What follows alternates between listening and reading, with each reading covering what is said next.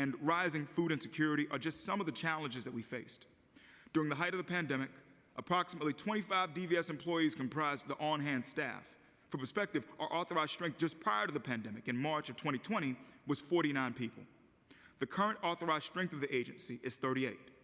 When DVS began navigating COVID, we were on an organic growth trajectory as a new agency that had not yet turned 4 years old. Still, DVS persevered, adapting its operations to continue serving veterans effectively. Despite these obstacles presented by the pandemic, DVS maintained its commitment to the veteran community, demonstrating resilience and flexibility in its service delivery models. Moreover, COVID-19 and economic hardships subsequently faced by the city taught us as a young agency what was essential, what was not, and how to forge a blueprint that in a resource-constrained environment still generates maximum impact. An operational milestone was the dramatic expansion of the agency's ability to identify veterans. From having contact information for approximately 5,000 veterans in 2019, DVS expanded its capabilities to include information for now more than 100,000 veterans today. Data sharing agreements with other government entities, national advocacy to the U.S. Department of Defense, increased participation at veteran and veteran-adjacent activities, and media amplification through various platforms, print, broadcast, internet, and otherwise, informed this rise. The expansion of who is in the community we could identify was crucial in enabling the agency to engage with a broader swath of the veteran populace, thereby extending our services to a wider group. In order to actuate these strategic shifts, DVS made thoughtful pivots in the following areas: operations, administration, contracting, personnel, and community engagement. These changes were integral to enhancing the agency's capacity to deliver services effectively, ensuring that all frameworks and resources were aligned with the department's mission and broader objectives. Central to DVS's approach is our belief that human-to-human service delivery is at the heart of this agency. Technology, while important, is an enhancer, not the core of how services are delivered. Physical engagement fuels DVS's efforts. This is amplified by digital initiatives which augment the agency's reach and efficiency.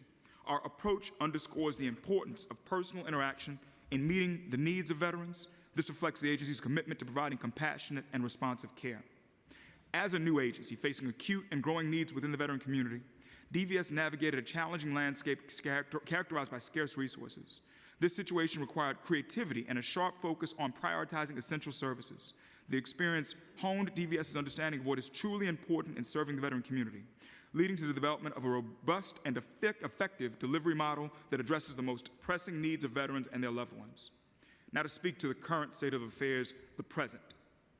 Excluding the headquarters component, organizationally, DVS now consists of 3 major verticals. They are administration, community services, and strategic engagement. The administration vertical of DVS includes functions such as information technology, human resources, payroll and timekeeping, compliance, fiscal operations, and equal opportunity. DVS admin has perennially facilitated the internal functions needed to sustain us as an agency. Within DVS, our community services vertical plays a crucial role in focusing on 3 of our 6 charter-mandated areas: housing, benefits, and healthcare. In support of those charter-mandated areas, community services executes 4 tasks. Those tasks are housing support services, VA claims, burial services, and care coordination. Thirdly, our strategic engagement arm focuses on the charter-mandated areas of education, employment, and culture. Strategic engagement oversees education, employment, and culture because, relative to other aspects of the charter, we rely deeply on partners when it comes to working with schools for education, employers for employment, and nonprofit organizations for culture, respectively. DVS's strategic engagement vertical is divided into 4 subunits: outreach, events, partnerships, and communications. While there's sometimes overlap between the endeavors of the 3 verticals, community services, administration, and strategic engagement, the groups work together effortlessly to execute our agency's assignment of moving the bell curve that is New York City's veteran community to the right. Across these verticals, DVS has demonstrated a strong commitment to serving New York City's veteran community through comprehensive services, strategic partnerships, and targeted outreach and engagement. The agency's efforts from the beginning of the Adams administration to the present have contributed significantly to improving the lives of veterans and their families, highlighting DVS's role as an essential resource for veterans in the city of New York. Some, not all, accomplishments include: in healthcare, the launch of Get Covered NYC Vet, an effort conducted in partnership with the Mayor's Public Engagement Unit aimed at helping veteran and military families access VA healthcare and or the New York State of Health where applicable. Data sharing agreements with the Veterans Health Administration. With 100,000 active records, 100,000 plus, DVS has contact information for more veterans living in the city of New York than the VA, who maintains approximately 38,000 plus active records. We now share our data with them to facilitate VA outreach to eligible VA healthcare clients who are currently untethered. Crisis Intercept Mapping and the Veterans Mental Health Coalition. Crisis Intercept Mapping and the Veterans Mental Health Coalition are communities of practice for responders to mental health incidents involving New York City veterans. Crisis Intercept Mapping is hyperlocal with an emphasis on first responders. The Veterans Mental Health Coalition is citywide with an emphasis on enduring stakeholders. For housing, the Empire State, also known as ESHI. DVS has leveraged ESHI to facilitate the forthcoming erection of 250 plus units of new state-subsidized veteran supportive housing in the city of New York. Project-based Veterans Affairs Supportive Housing, known as VASH, working with our partners at the VA, the New York City Housing Authority, and the New York City Department of Housing Preservation and Development, DVS has laid the foundation to erect here in New York City the first project-based VASH collaborative case management units. Collaborative case management, formerly known as VASH Continuum, is a form of VASH specific to veterans who are not eligible for VA health care. DVS, we as an agency, provide case management to these veterans. Also together, we've laid the foundation to erect the first traditional project-based VASH units built in New York City since 2016. Mitchell-Lama transparency. DVS advocated for the passage of state legislation signed into law last year, which publicly conveys how many New Yorkers utilizing Mitchell-Lama's veterans preference are on the wait list for each Mitchell-Lama development. Through this law, veterans have a clear picture of the paths available to them when seeking affordable housing through Mitchell-Lama. For benefits, pop-up veteran resource centers. On an advertised, one-day-only basis, DVS positions our veteran benefits advisors in community locales such as district offices for city council members, New York City Health and Hospitals medical facilities, borough-level district attorney's offices, and NYPD Police Academy veteran resource fairs, etc. Indigent burials. DVS utilizes the state's program for reimbursing indigent veteran burials to an extent broader than that of any other municipality in New York. We've cultivated pathways for the state's reimbursement of an indigent veteran's burial to flow through either a veteran service organization or the City of New York, diversifying available funding streams should one run out. We've also set aside internal funds specifically in support of the indigent veteran burial program. Claim support in partnership with Vet Connect service providers. DVS is amplifying the number of VA claims specialists in New York City by helping Vet Connect service providers who desire to help veterans file VA claims obtain accreditation from the state of New York to process said claims if they're not currently accredited. We provide quality assurance and quality control to service providers' designated claims rep, and then, if needed, refer claims to the service provider through Vet Connect NYC. For education, the Military Family Advocate Program. DVS partners with NYC Public Schools to pilot an effort currently in year one, whereby the desired end state is that all DOE schools will have a designated staff or faculty member who is the point of contact for military and veteran family needs. The current pilot here for 2023-2024 school year involves 77 schools on Staten Island. Student Veteran for Life.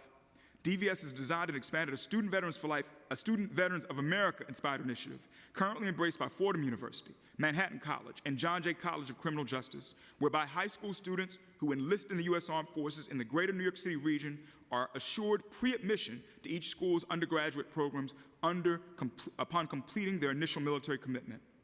JROTC expansion. DVS is working with New York City Public Schools to increase the number of JROTC programs in New York City for the first time in a material way in decades. The number of JROTC programs in DOE has increased from 19 to 25 programs since 2022 as a result of this partnership. More programs are on track to be added. Employment. DoD SkillBridge. DVS has increased the number of New York City-based work experience training opportunities available to transitioning service members who take advantage of DoD SkillBridge. SkillBridge is a federally subsidized work experience training program that is available to transitioning service members during their last 180 days of military service. Boss Up Veterans Small Business Program. In 2023, DVS executed in partnership with the NYC Department of Small Business Services and the Ron and Carrie Moelis Foundation, the City of New York's first ever small business competition exclusively for veteran entrepreneurs. Civil Service Veteran Expansions. Working in partnership with the New York City Department of Citywide Administrative Services, DCAS. DVS helped to expand New York City's veteran and disabled veteran credit to include veterans who served during both peacetime and times of conflict. Also, DVS and DCAS partnered to extend a one-time civil service exam fee waiver to veteran and military spouses. For culture, community engagement sessions.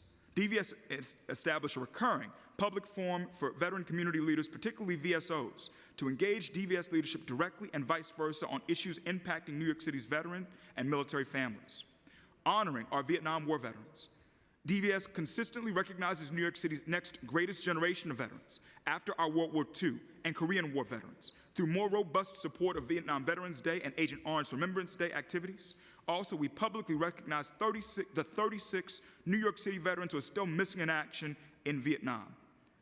Further, working with the Vietnam Veterans Memorial Fund and other local Vietnam Veterans of America chapters, we temporarily erected a replica of the Vietnam Veterans Memorial in Flushing Meadows Park last autumn, the Wall That Heals.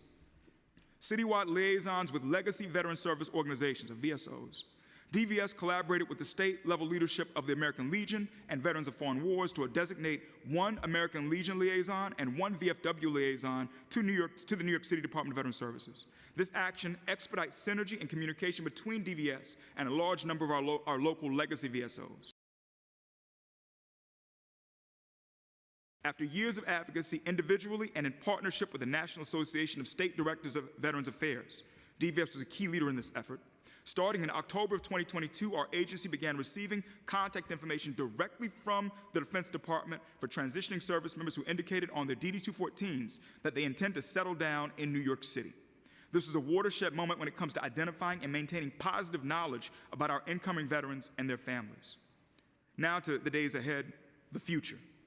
As we look to the future, DVS is dedicated to a multifaceted approach to better serving our constituents. Our vision encompasses three key priorities. Priority one, identifying untethered veterans.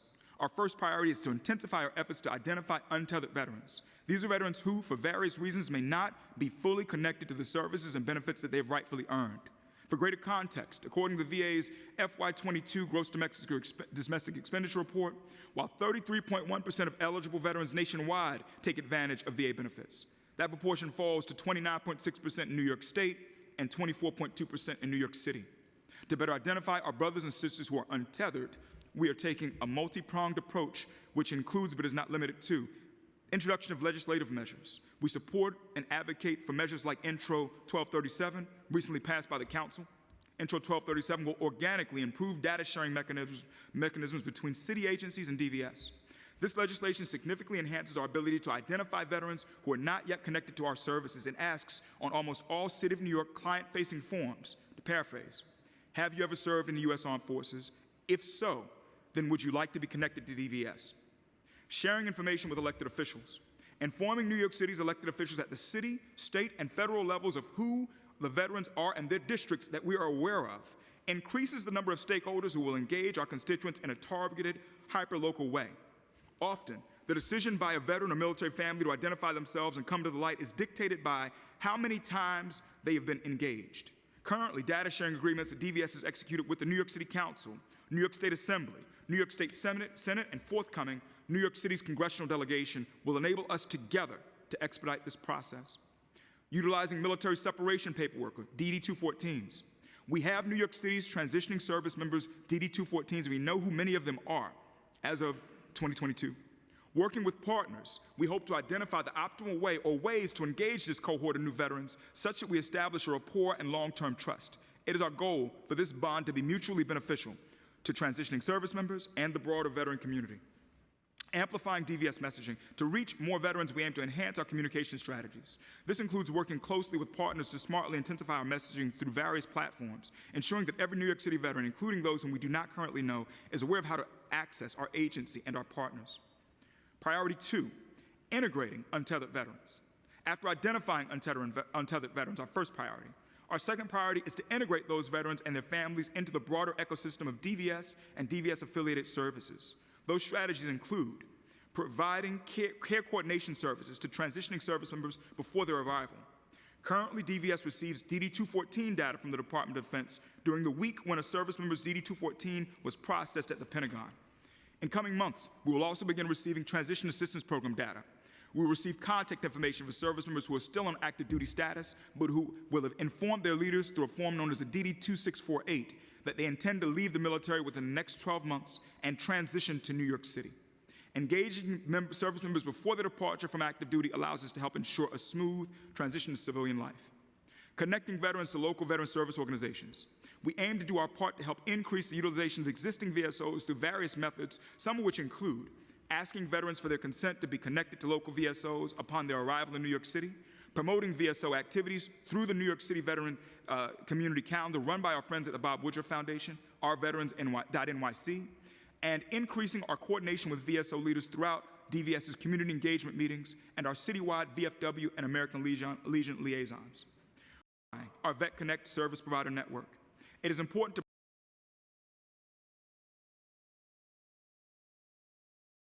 of services DVS clients is always able to meet demand. In other words, if, for instance, DVS has a surge of clients who engage our agency about essential services like those involving housing insecurity, indigent veteran burials, and or VA claims, we will refer said veterans to predetermined, pre-groomed partner entities through Vet Connect NYC. We're in the initial stages of grooming partners specific to housing insecurity and VA claim support at this time. Priority 3, increased emphasis on housing and claims. Finally, our third priority is to increase our emphasis on housing and claims assistance for veterans. Expanding housing support. Recognizing the importance of stable housing for veterans, we're committed to working with stakeholders, both internal and external, to leverage existing resources so as to increase our footprint in aiding veteran and military families in the transition from insecure to secure housing. Enhancing claim support. Empowering veterans with the support they need to navigate VA claims process is vital. We aim to improve our capacity to assist veterans in filing claims, ensuring that they receive the benefits they are entitled to in a timely manner. By focusing on these priorities, the Department of Veteran Services is committed to not just meeting the immediate needs of our veterans, but ensuring they are fully integrated into a supportive and understanding community. Our goal is to ensure that every veteran and military family member in New York City has access to the services, support, and community they deserve. Concluding, beyond our thoughts on the agency's past, present, and future, there are 4 common themes that I would like to share which undergird many of our decisions and actions. They are DVS's organization. The way that DVS is organized leans first on our strategy for engaging and serving the veteran community. Second, on the need for there to be redundancy in certain administrative roles in order for us to function as an agency. And third, on the desire to add more client-serving staff to our framework as demand from veteran and military families for our offerings increases. A federal unfunded mandate. A large portion of our work involves filling a federal unfunded mandate generated by the VA in its decision to limit healthcare eligibility drastically compared to the more permissive guidelines that existed for veterans who enlisted in the military before September 7th, 1980. Second and third order effects from this decision are felt today at the local level. Also, this decision is largely subsidized, directly, indirectly, and otherwise, by our nonprofit partners and DVS. Complex challenges. Many of the challenges the New York City veteran community faces, structural, policy, demographic, etc., are more complicated than they appear on the surface. They often require analysis that views the problem in depth over a period of years, not just a 1 or 2 year snapshot, along with a solution that may take years to reach fruition, i.e., building new supportive housing, federal legislative fixes, attracting more transitioning service members to New York City, etc. Veteran identification. This agency will remain committed to identifying untethered veteran and military families, providing them with earned benefits and services as we do with all DVS clients, and connecting them to the broader New York City veteran ecosystem. We pray that this testimony has given you a firm understanding of where our agency came from, where we currently are, and where we intend to be. We also hope that you understand how we think and some of the broader themes that we wrestle with. We welcome continued collaboration as we work together to connect, mobilize, and empower New York City's veteran and military families. I urge you all to please reach out to me or our Senior Advisor for Intergovernmental Affairs, Jason Loughran, with any follow-up questions or thoughts. Please view us as a tool to assist as you navigate legislative ideas and a prospective enabler of your historic and future success. Your success as a committee is beneficial for all veterans. Thank you. And thank you, Commissioner, for that. Let's talk about the size of your agency for a second. DVS fiscal 2025 preliminary budget includes 37 full-time positions. As of January 2024, 36 of those positions were actually filled. leaving 1 vacant. It was announced on February 21st, 2024, that the mayor is canceling the PEG for the executive plan, and the administration is moving from a near full hiring freeze to a 2-for-1 model and easing other than personal spending, OTPS, freeze restrictions. Does the agency have adequate headcount to effectively run all the programs and initiatives? And if not, how many additional positions does DVS require? Now, the truth, I need the truth here, because you're under oath. What do we really need? Because 36 is not going to do it, ever. Is never going to do it. And we're just kidding ourselves. So what do you really need in the way of personnel? I want to update one piece, and thank you for the question, Mr. Chair. I want to update one piece of that, the numbers. As of now, the headcount is 38. There are 2 of the 38 who are on protected leave. This is as of now, so that's the correct number as of January, but as of now, it's 38 is the headcount. 2 are on protective leave, and there's 1 vacancy in the agency. For us, the priorities as far as the key things when you look at us, the first, and it was kind of what I mentioned in the testimony, first goal for us is have the framework right. Like, how are we going to array ourselves to go attack these problems, these issues with our veterans? That's the first thing. The next thing is we have to have certain redundancy administratively just to survive as an agency. In other words, there was a time when we had only 1 person on IT. That's not sustainable. You need at least another person. There was a time we only had 1 person doing physical operations. That's not sustainable. There was a time where we only had 1 person doing HR. You need at least some redundancy or else everything come crashing down. So number 2, because it's how we breathe, is making sure the administrative house is in a good place. Number 3 is fleshing out the team and adding client-facing staff so that once you've got the framework there, you can add the flesh so you can continue to make touches with people. Priorities for us, top of the ticket is housing, to get to a place where we have an ample number of housing coordinators so that we can continue to push our numbers down, which we can talk about a little bit later. And the other piece is claims, to have enough claims representation to be able to adequately provide support to our veterans who need it, and to, at a minimum, be able to cover down on each of the 5 boroughs as far as having someone who's dedicated for claims for at least those 5 boroughs, and having at least enough folks on the housing side to continue to push to a place where functional zero for veteran homelessness is 400. We'd like to try to get to that number. And so I got to defer to Lamar as far as about how many people are typically housed per year by a housing coordinator. Lamar, if you can add to that. Yes, sir. Typically 100, 120 is typically how many we house annually. But as far as one coordinator, what one coordinator typically do? 40. And so when you look at even the point in time count numbers, and the most recent point in time count is 567 as of January 2023 is a snapshot. It's like water coming in and water coming out as far as those who are coming in who are housing insecure, and then those who are working the triage. And so we're trying to, with this constant water in, water out, get to a place where there's less water, where we can get to stay underneath 400. So top of the ticket is to have enough coordinators to be able to keep us at lower than 400 and have enough claims representation to be able to cover down at least at a rate of 1 claims rep per borough at least. So what are we talking about in total staff that you could function the way you should function? 80? 90? We'll always be grateful for more resources. Okay, I know, but I need. But it's. Let's talk about our veterans, though. Yeah. Well, how many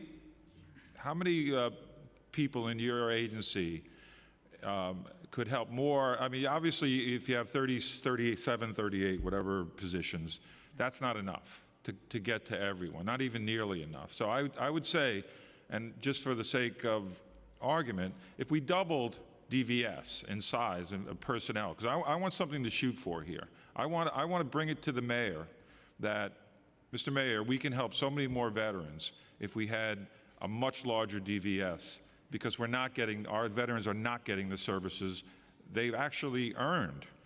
So if we could reach out to more veterans and get them the funding or the health care that they deserve, that would help New York City tremendously. And so it's not a big investment. That's what I'm saying to the mayor.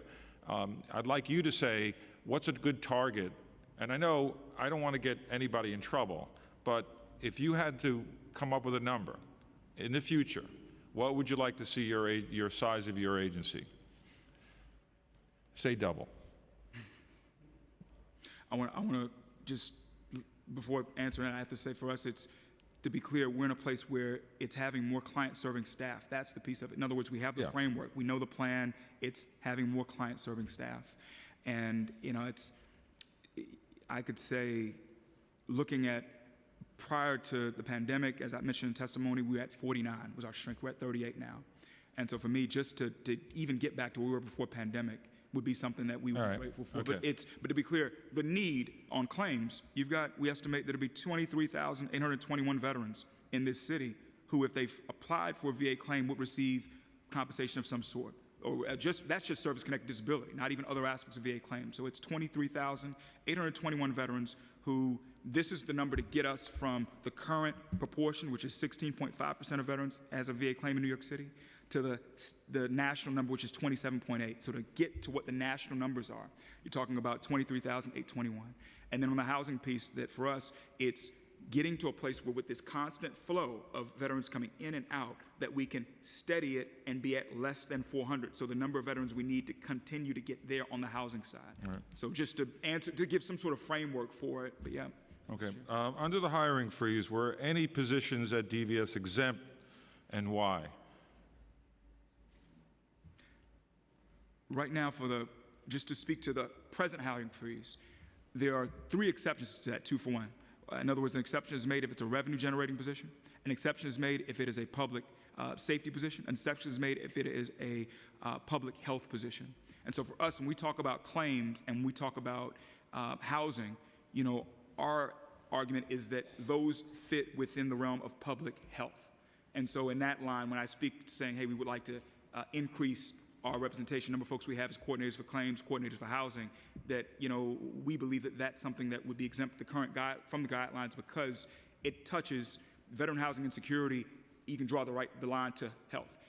VA claims, you can draw the direct line to VA health care as well. So that's kind of where we look at this, Mr. Chair. So the priority positions at DVS, is that the revenue generating personnel?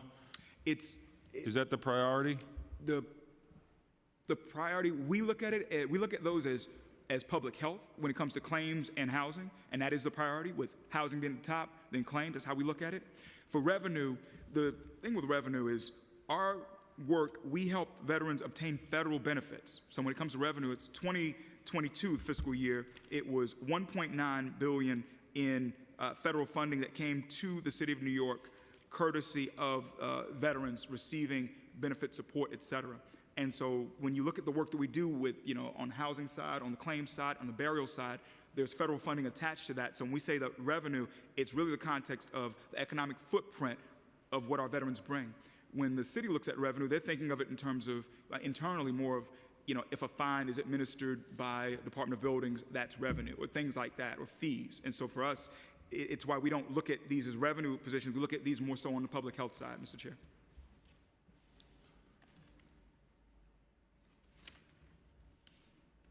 All right. I thought you were looking for information. So what are some of the main challenges DVS is facing specifically in hiring new candidates? What are some of the challenges? Training, finding the right candidates. What are you facing now in the current budget situation?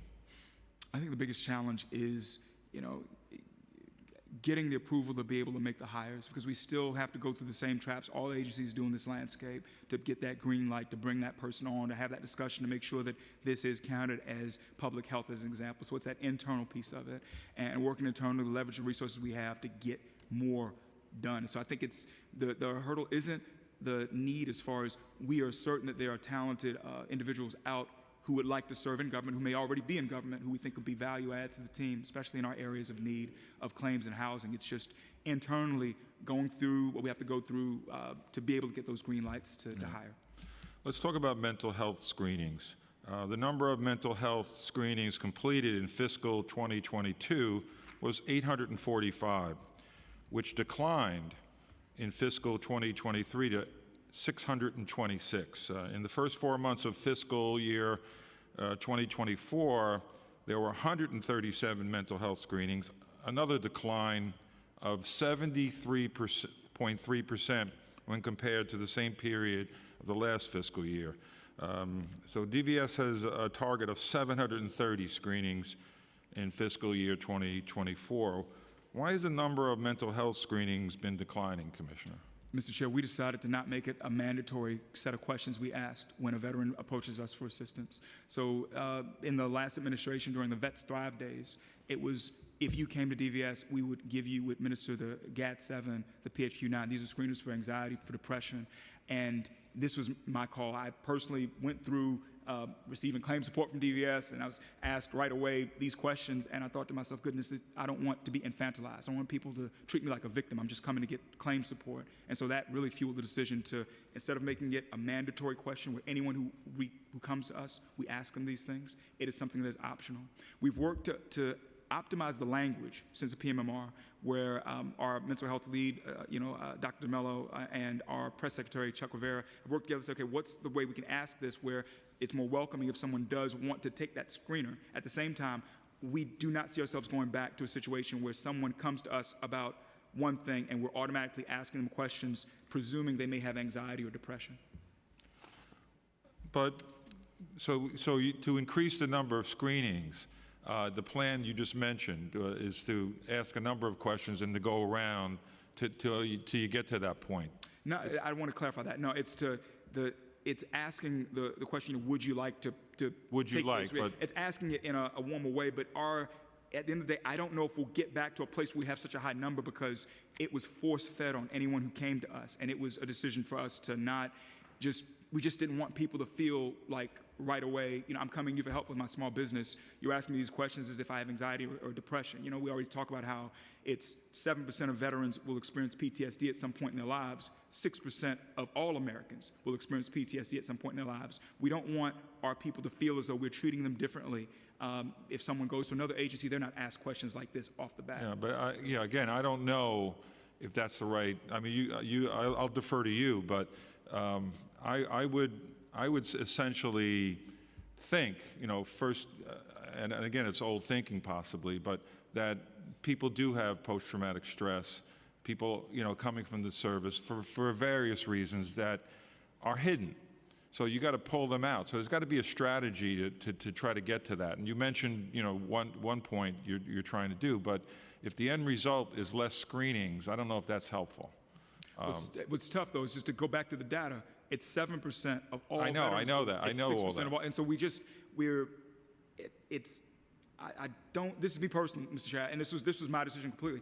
I don't want people to feel like we are automatically assuming that they are broken. And so we'll ask questions. We're trying to, make that language more appealing for folks to voluntarily do this. But I just don't want us to, if someone comes to us with questions about educational benefits or questions about something else, that we automatically go right into the anxiety and depression screeners. As a veteran, and as someone who, the trigger was me experiencing it myself as a client of DVS, I felt put off by it. And we were able to break from it because we're beyond the Vets Thrive Days, and so we decided to, Mr. Chair. But on the flip side of that, some of the veterans are not going to admit that they have problems. We know I had a personal experience with that with my dad. He never would admit anything, but he was totally affected by the war, couldn't function, but he never sought help, and he never would admit it.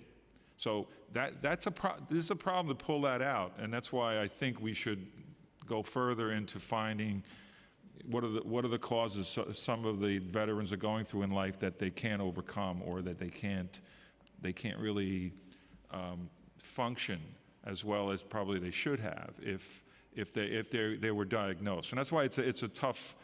I know the national average, what you mentioned, is numbers. I'm not sure those numbers are accurate, because just experiences with veterans. My experiences with veterans have been mostly from the Vietnam War and also World War II and Korea. So those were where I was around most of those individuals. And in speaking to veterans today even, I can see that they're affected, even though they tell me, oh, no, I'm okay. So that's why I'm suspect with the numbers nationally and what you were telling. But that's my experiences. And we all are different human beings. It affects us differently, certainly combat. But it does affect if you're human, it affects everyone to a various degree. All right, let me go on to the Joseph B. Dwyer. Mr. Chair, may I mention something just to Yeah, respond to that too? I feel like one of the deeper goals for us is to form relationships with the veterans. In other words, and not just us, but also our partners in the veteran community, where you may have someone who may not want to open up on certain things, but they come to you for one need at first, and as time goes by, they feel more comfortable. I feel like that's the holy grail of this, is to get to a place where someone is comfortable enough with us, where our relationship exists, and when they are ready to open themselves up in that way, we're there, but not that we turn them off. Do they have any questions? Just acknowledge that Councilmember. Okay. We've been joined by Councilmember Vicky Palladino. Let's talk about the, and then I'll open some questions to my colleagues. Okay, yep. Okay. Councilmember Marmorato? Yes. Hi, good morning. Thank you so much for coming. Thank you for your service. Me and my family and my community appreciate it. We truly do. Thank you. Just a couple of questions. I'm sorry, I'm like a little. So in 2024, the PMMR, the fourth month actual for the numbers for the veteran services is 3 times greater than what it was last year. What is the reason for the increase? Thank you, Councilwoman. Well, I think what you're referring to is our veterans served data for our PMMR this most recently made published. And what we attribute that increase to is much of the partnerships that we've been facilitating with the city council district offices, our increase in social media outreach, and our partnerships through various events that we've held, like the Wall That Heals and the New York Mets Transition Summit. So what we're seeing here is that we're doing a better job of getting the word out about who we are, and we're bringing services out to the community of where they are. We also want to, this kind of ties into Chair Holden's question too, in terms of the mental health screenings, and that when we're getting out to people and meeting them face to face and talking to them, removing the, say, robotic questionnaires of, you know, answer these 10 questions for me, but developing a relationship with them in your offices, at these events, we get to the point where that person who originally came to us for employment actually ends up also getting a mental health referral, an employment referral, and a financial counseling referral. So one thing I want to point out in that data point is that it's increased by so much, because it's not only that we're meeting with more clients, but we're also getting to a higher plethora of their needs. And so instead of that one referral of, hey, I came to DVS and I want employment services, and we gave them employment services, it was that relationship building component that led to 2 other referrals. So that means that the served number is now 3 times that for that individual, rather than the one data point. I'll refer to the Commissioner and Lamar if they have anything to add. Thank you so much. I just want to add, Councilmember Marmorato, another piece of this is we feel like things like this are leading indicators of where we're going. There's been a lot of work we've been doing for years now to get to a place where we reach these tipping points where we start to see more just touches with our veterans and their families, and we pray that this is something that is a positive sign for us. And so there's different pieces of this where it's just, you know, it takes time, but we've been chopping away at the tree, and we pray that this is something that's a portent of more access like this to come. So, yeah. And just one more question. And what is the city and DVS strategy to improve housing opportunities for the city's veterans who need assistance, especially those who are living in shelters currently? Okay, so thank you so much for that question. When we look at the veteran unsheltered population, just a couple of things. The larger way to look at it is not just year to year, but look at it over the entire time from which this has been recorded, the information that HUD's recorded. There's been a point in time count since 2007. Veterans have been accounted for by state since 2009. From 2011, it was done at a more local level. And so there have been really 3 big shifts in these numbers. 2011, we had 4,677, or just under 5,000 in 2011. Then you saw it decline to roughly 3,600 when you get to 2012, 2013. It hovered around the 3,600 mark. Then you saw another drop in 2014, 2015 to around 1,600. After that, from 2016 to the present, we've been in this steady state where it's been anywhere from 688 to 482 homeless veterans in the city. So it's been this constant drop. We're trying to get to not be in that band, but to be in a lower band of, frankly, 200 to 400, because 400 is functional zero. When we look at our population right now who is unsheltered, a couple of caveats. One thing, and Lamar can attest to this, approximately 1 out of every 4 veterans who are in the shelter system are not originally from New York City. In other words, when we ask them, where were you 12 months prior to entering housing insecurity, it's not New York City. And so, we were talking about things about right to shelter and whatnot and how that affects us long before the migrant crisis. And so that's one piece. Another piece, not reflected in the current federal numbers, but we may see it ahead.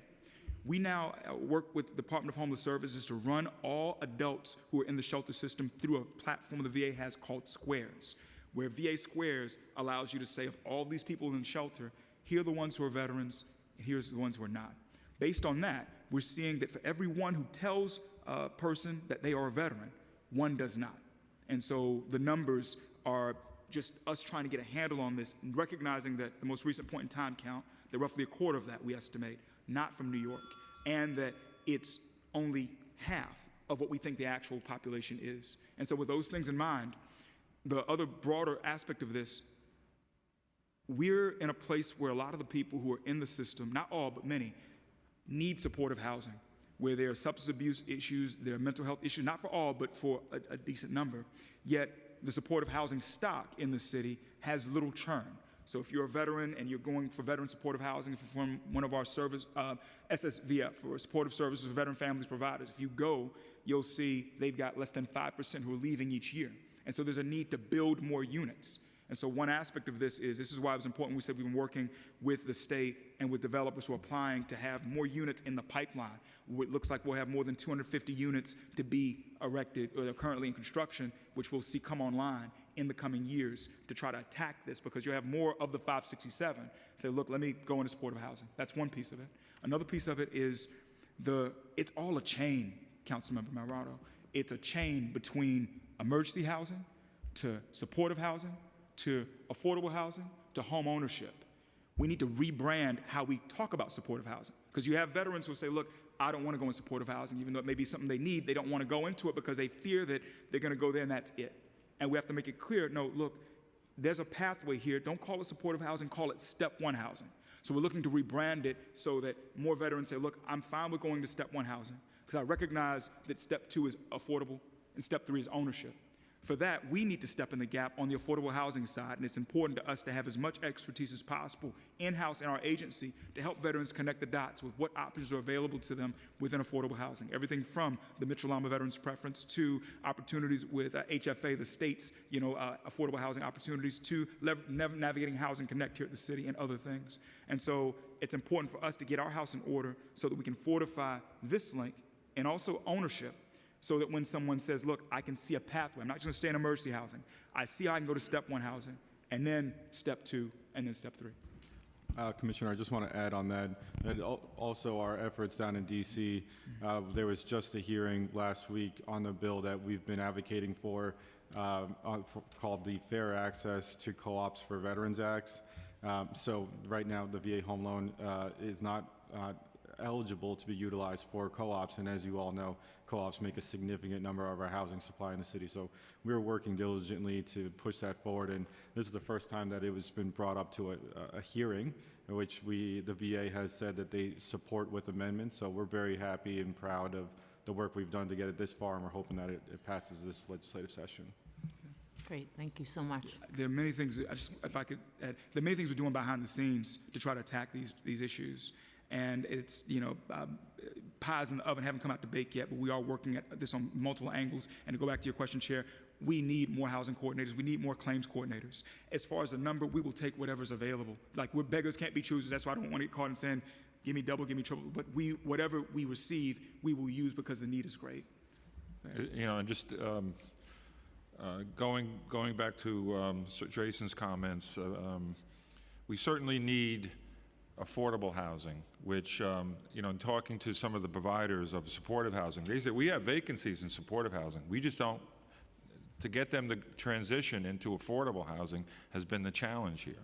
Mm-hmm. And so, to your point about certainly the co-ops, and that's a very, very important aspect, because so many veterans are just like lingering in supportive housing when they should be inaffordable at this point. And that's a problem with the providers are telling me. So we need to have a very, very good plan. And even talking to developers, and I'll, if they want to build in my community, I said, well, you got to give a preference to veterans somehow, and let's get that. So, in working out deals, it's very, very important. Most people would love, again, a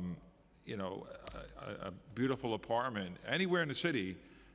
If they, certainly affordability is a problem for veterans who were making next to nothing when they were in the service. So we owe them any priority we can give them in New York City. So let's work on that. I appreciate the effort. And Councilmember Ariola has a question. Thank you, Chair. Thank you, Commissioner. Thank you all for coming. In May of 2022, Introduction 377 of 22, sponsored by Councilmember Borelli, was introduced to grant a real property tax exemption to Cold War veterans who served on active duty in the United States Armed Forces between September 2nd, 1945 and December 26, 1991, and were honorably discharged. This exemption would apply to the veteran's primary residence, and the exemption would be for 15% of the assessed value of the residential property, capped at $39,000, which would remain in effect for 10 years.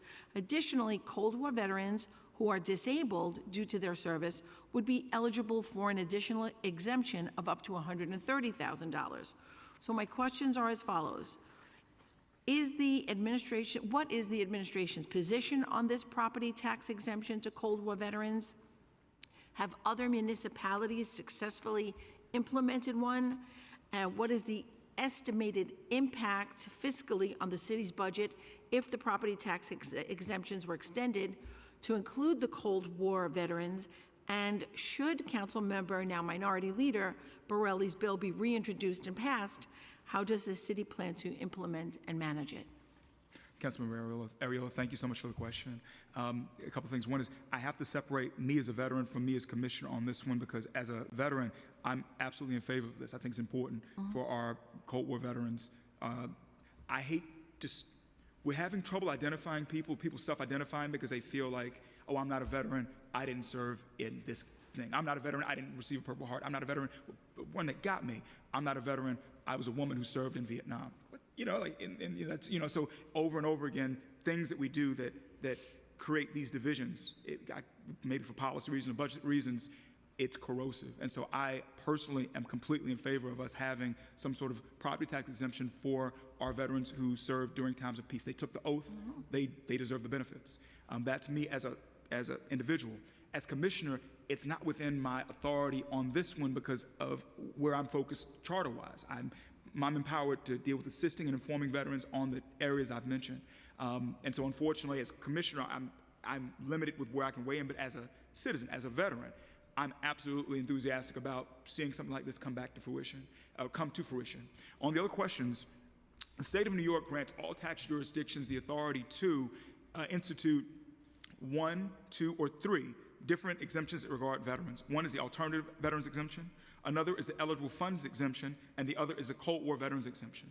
And so while a majority of tax jurisdictions in New York State have assigned all 3, New York City right now has 2 of the 3. So we do not embrace that Cold War veterans exemption. We do have consent from the state to enact it. So it is something that could be done. We do not at this time. So as far as background. And then our own estimate internally is that we believe approximately 15,433 peacetime era veterans in New York City own homes. So the number we have is 15,433 is our estimate. And so that's, I pray that can be helpful to those who are looking at this. I wish I could, with an administration hat on, say certain things I can't, but I'm very much supportive of doing right by our veterans who serve in peacetime for their property tax exemption. As are we. Thank you so much, Commissioner. Just one question, just quickly. I know that a lot of our veterans who are vendors have come into our offices to talk about, the fact that it's hard for them to get their licenses, and when they do, then they don't have existing places that are for veterans. Are we any closer to having those license fees waived, and also areas that are specific for street vendors who are veterans? within our city. Sorry. Yeah, Councilwoman, thank you so much for that question. Veteran street vendors are the closest thing to our hearts, I think, in the veteran community in New York City. I don't think you can get any more New Yorker or than a street vendor and someone who served our country and now is serving the constituents, both tourists and residents here in the city. We're constantly embracing legislation and programmatic solutions to how we can help them. On the topic of fee waivers, again, very much like the commissioner said in terms of the tax exemption, we're always in support of discussing ideas. We would have to discuss that with the appropriate city agencies who that funding affects, but nonetheless, we're welcome to those conversations. I also want to just call out that the Street Vending Advisory Board, we are in support of that Street Vending Advisory Board to have veteran representation and to explore how that is more of a concrete advocate on there. I think it's something that City Council and the street vending community as a whole would appreciate. Again, agreed. Thank you. Just before I call on Councilmember Palladino, on the Cold War veterans, if we did pass that, have you looked at the numbers, by the way, how much it would cost the state or city in tax revenue? We weren't able to put the numbers together because we did our estimate of how many veterans we believe are Cold War or peacetime era who own property. At the same time, what we weren't able to do, Mr. Chair, was get an idea of what is of those, how many own property valued at this tranche, how many own property valued at this tranche and valued at this tranche, things that could be used to help do the back but end. you could do a kind of a rough estimate because I don't think we're talking about a lot of money here. And that's what my argument would be. We're not talking about millions and millions of dollars here that the state would have to, obviously would lose. Mm-hmm. It's a small exemption, and it's something I think that we should do. And I know you're supporting it, even though, another side of you can't say that, but I know that you support it because it would certainly be a deduction that they earn and deserve. So. The Cold War veterans. But anyway, if you could somehow, your agency can figure it out, or at least do a rough estimate, that would be a good argument to take to our colleagues. Because I think what's tough here is this is squarely in the realm of the finance commissioner, and he has the receipts as far as having the data to get. All right, then we'll work on it. Okay. Yeah, but I agree with Mr. Thanks. Yeah. Thank you. All right, Councilmember Palladino, questions. Good afternoon, everybody. How are you? Thank you. I have a few questions. Resource and service referrals. The first 4 months of the fiscal year 24, 1,543 veterans and family members were referred to resources and services, and an increase of 49.5% as compared to the 1,032 people that were assisted in the same time period through fiscal year 23. In fiscal year 23, the number of veterans and their families whom referred to resources was 2,918, a decline of 59.5% since fiscal year 22, when it was 7,000 veterans. DVS has a target of 5,000 screenings for fiscal year 2024. Can you walk us through why the number of referrals has been fluctuating so significantly? That's one. Two, how many veterans have referred to resources to date in 24? And does DVS anticipate hitting the target in 2024? Councilmember Palladino, thank you for joining us. It's an excellent question. Well, I think what we can first do is call out what the commissioner mentioned in the testimony, is that the agency is not, and just like our fellow sister agencies, any shortage of crises or things that are occurring out of our control. So some of the, I think, the reductions that you've referenced in your questions, those are correlated with the pandemic. But as you see the increase go up again, and the significant increase in service referrals that we're making, that's more, I think, reflective of, as I mentioned earlier, the partnerships that we've been able to establish with your city council offices, our pop-up veteran resource centers, and our social media and event outreach. More about getting out to the community, getting in front of veterans to have conversations with them has been a key of ours. But to really point out the fluctuation in data, that is purely we were a brand new agency in 2016. The commissioner came in 2020. The pandemic occurred in 2020 to 2022. Now we have a new crisis in our hands, as you know. So there's constant challenges that we face that are applying pressure to the agency in various ways. And we have to continue to be nimble on our feet to create new partnerships, as we have with all of you, to make sure that we're delivering the services that our veterans deserve wherever they are. The other question I have is, concerning the mental health. We have the pop-up resource center in my office every other Wednesday. I want to give a shout out to Tanya Thomas for doing the fantastic work that she's doing. We have a lot of family members that come in that are either widowed, or it's a sister or a brother. What are we doing as far as the spouses go and the family members go to help address their mental health issues that they're having at this late date? After, because a lot of them are Vietnam vets, so they're suffering. I just want to know what are we doing to help them? How is the city of New York and the state of New York helping them? Yeah, Councilwoman, I'll start, or Commissioner? Yeah, I mean, for us, when our mandate, and thank you for the question too, Councilmember, our mandate is to focus on the veteran and their families. And so for us, it's the same offerings that we provide to our veterans. We also make available to families, but a lot of it, which we put on nyc.gov/vet mental health. It's referrals to different organizations that support in these areas, and it's making referrals to different service providers through Vet Connect. And so it's those types of things that we're doing, Madam Councilwoman. So a lot of it is, it's referrals on the mental health side. We have a mental health expert in-house, but it's not something that we directly triage ourselves. So oftentimes it's, letting our veteran and military families know about different services that are available to them. Now, we would talk, my council member here, my colleague Joanne Ariola, brought up the vending. We have a lot of vendors in District 19, a lot of illegal vendors. What can we do to help felicitate our veterans to become licensed vendors so that they could do what they need to do to earn a living? Because we see a lot of illegal.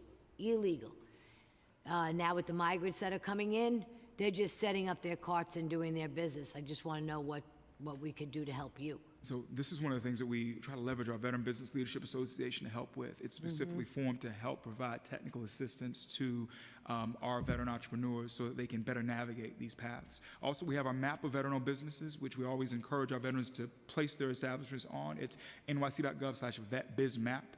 To be discoverable, because for us the goal is that if a larger corporation or a larger foundation is looking at contracting with someone, that they can find our people in that way. And so for us, it's the two-pronged approach between the technical assistance, and more information there is nyc.gov/vetbusiness, and then the just being discoverable. Madam Councilwoman? Are you having a lot of people come out to apply, veterans coming out to apply for these applications to become vendors, or has it slowed down, leveled out? Good question. I can't speak directly to street vendors. I can speak to one of our prior hearings where we said we estimated there to be 976 veteran-owned businesses in the city of New York. And right now, the map, I don't have the exact number, it's like 409 or so. Now I believe maybe a higher number that we do have, that we are aware of. So this is a way where we try to get folks to come under the umbrella so we can see them and better help them. Now, I remember the last year's hearing, because it's our first one, I believe there was a vendor in the audience sitting, and they actually had their business set up outside. I believe it was the Museum of Natural History, whereas he sleeps in his truck for fear that if he moves it so much as a few feet or chooses to go home, like he has to have a family member come and stay, he will lose his spot.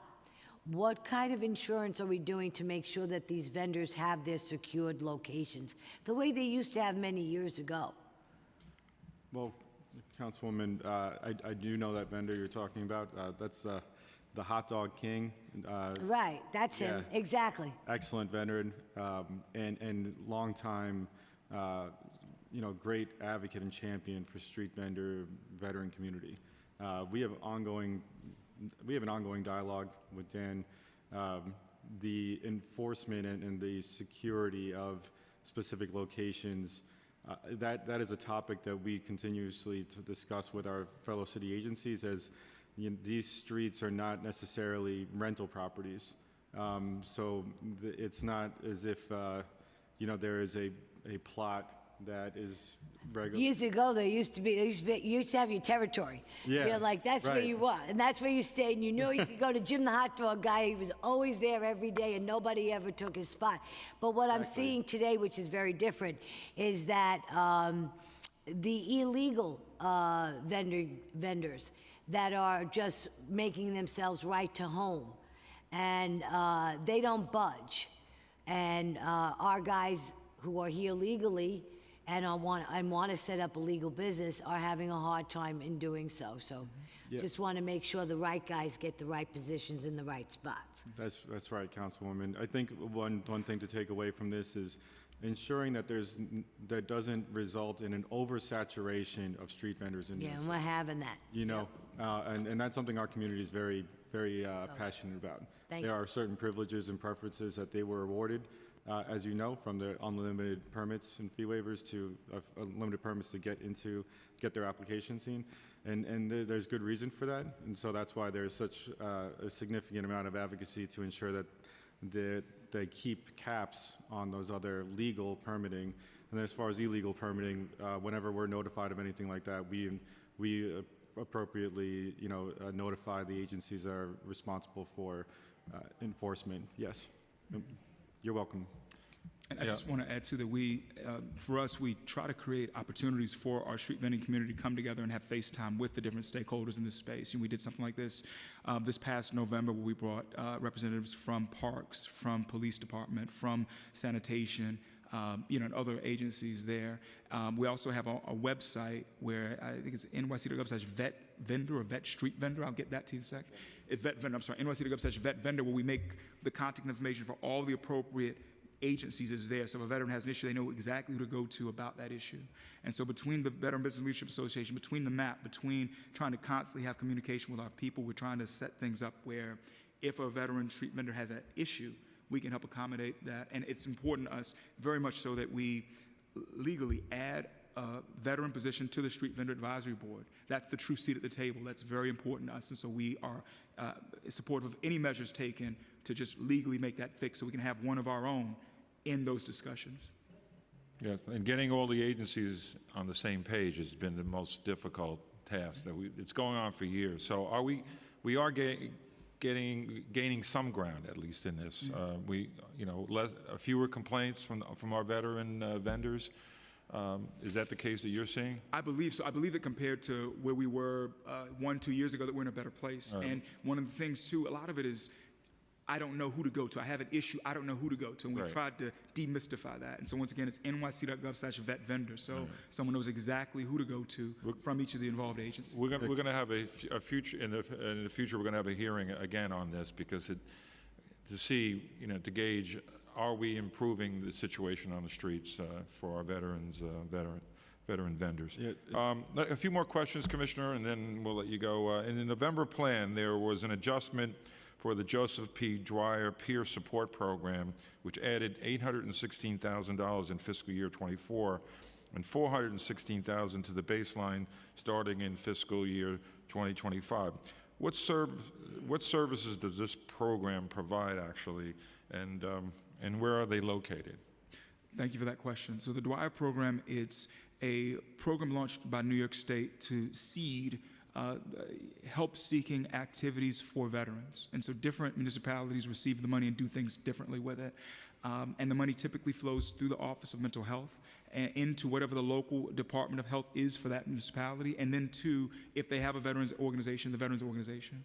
And so for us, we're in a stage now where the goal for us is to not, many municipalities, I have colleagues I've spoken to who are county veteran service officers, leads for their counties, where everything from I've hired one nonprofit to run all Dwyer programming, I've seen that, to I took the Dwyer money and hired claims people because that's something that we really need. I've seen that. And for us, we're the only municipality that's receiving this money and said, look, we want to put as much of it as possible on the table for our community to vie for, that they might be funded in a hyper-local way. So if a local veteran organization would like to do some sort of event or some sort of activity, that they can apply for the funding. I've been told by the MOX commissioner that this will be released this week as far as veteran entities being able to apply to become vetted, and able to receive that money. As far as the funding amount, it's to be $416,000 per year in the future. We received money from 2022, 2023, and 2024 all at once. So when we look at a blip in it, it's because we just got it was combined, yeah. It's got, okay. yeah. And then we had a spot, we were in a situation where we needed to spend the 2022 money right away, lest it completely, age, so to speak. And so that we leveraged the request for expression of interest, which we had 19 respondents, and we got information from the community about things. Of those, we said, okay, let's, through micro purchases, fund 4 projects. One is a Zumba project involving American Legion posts in Harlem. Another is equine therapy in partnership with Columbia University. Another is like a Habitat for Humanity style project in Queens at a VSO, where it's about veterans coming together to refurbish this American Legion post. And another is yoga on Staten Island. And there have been 56 beneficiaries of folks whom we're tracking who've utilized it thus far for that legacy funding that was pushed. Okay.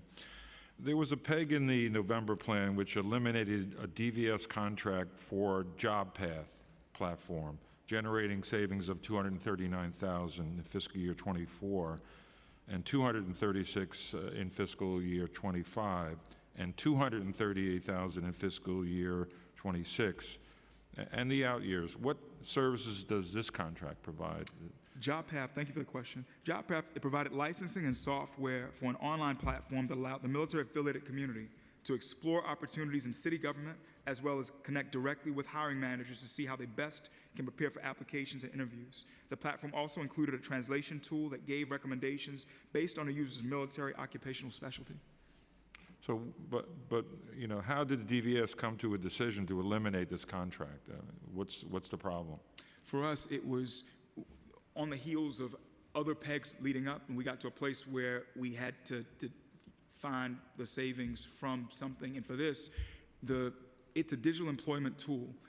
There exists a digital employment tool that the Department of Defense has called Credentialing Opportunities Online, and a subsequent peer tool called MilGears that accomplishes the same effects. And since we had first entered the subscription with JobPath, the DoD's tool has advanced significantly. We were in talks with DoD also, and we saw what they were doing, and we said, look, it's painful to have to reduce something, but recognizing the duplication of services, if we have to make a cut, this will be where we will cut. All right. All right. There's and just a couple more questions. There's a concern about potential closures of American Legions, VFWs, and veterans halls within the city, which offer crucial support to struggling veterans, and it's a mentorship, among other things. It's a way to gather with veterans, and it's very, it's near and dear to me because I have a lot of veteran halls in the VSOs in my district. So how is DVS and the city assisting these organizations in working to ensure their continued operation? Because if we lose them, and we're losing some every year, so what is DVS doing and the city doing to try to keep them open? This is another one of those questions that was on the surface, and there's the undercurrent, and I want to speak to what's deeper here. We need to have more young veterans, more transitioning service members join these VSOs. At the end of the day, that's the real piece of it. On the surface, we do have a member of our fiscal ops team who serves as an ombudsman, so if veterans have questions on contracting, the VSOs do, they can ask us these things. We also welcome our VSOs to receive technical assistance through the Veteran Business Leadership Association, as we would with any veteran business enterprise. But underneath that, it's inspiring and motivating more transitioning service members to say, look, I want to join that Disabled American Veterans chapter. I want to join that Veterans of Foreign Wars chapter, that American Legion chapter.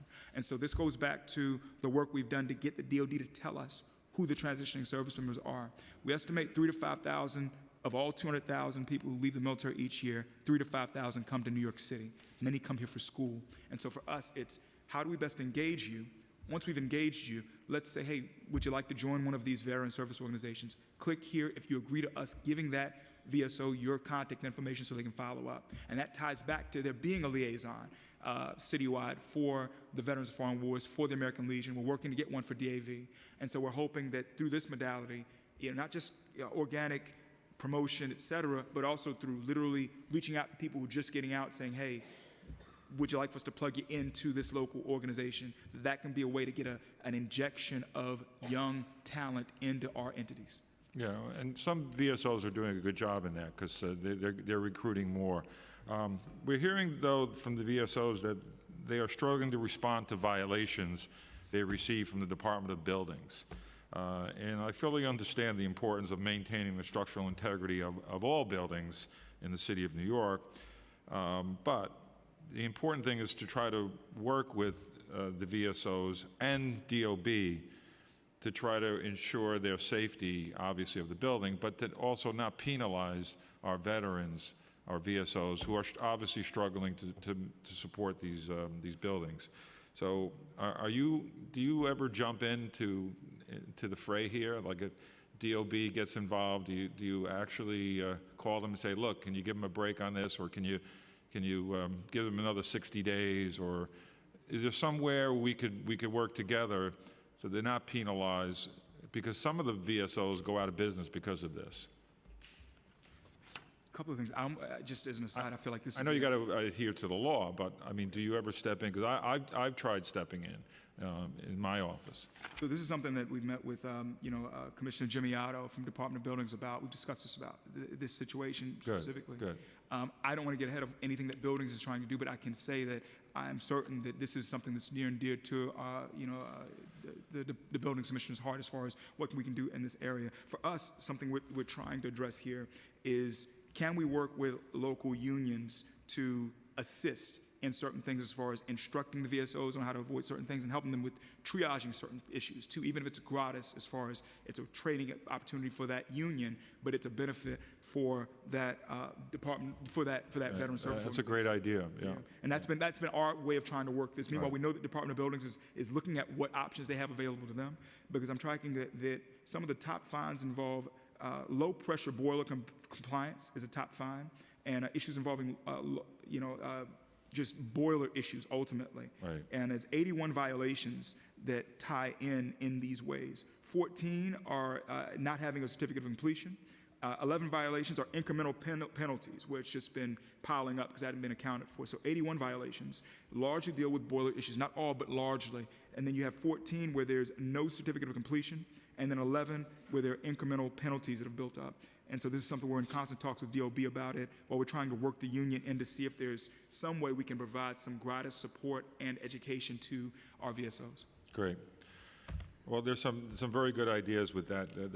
And we're working on legislation also to give extra time to some of the VSOs to cure their situation rather than fine them. They could get a warning. I think that would be an appropriate bill.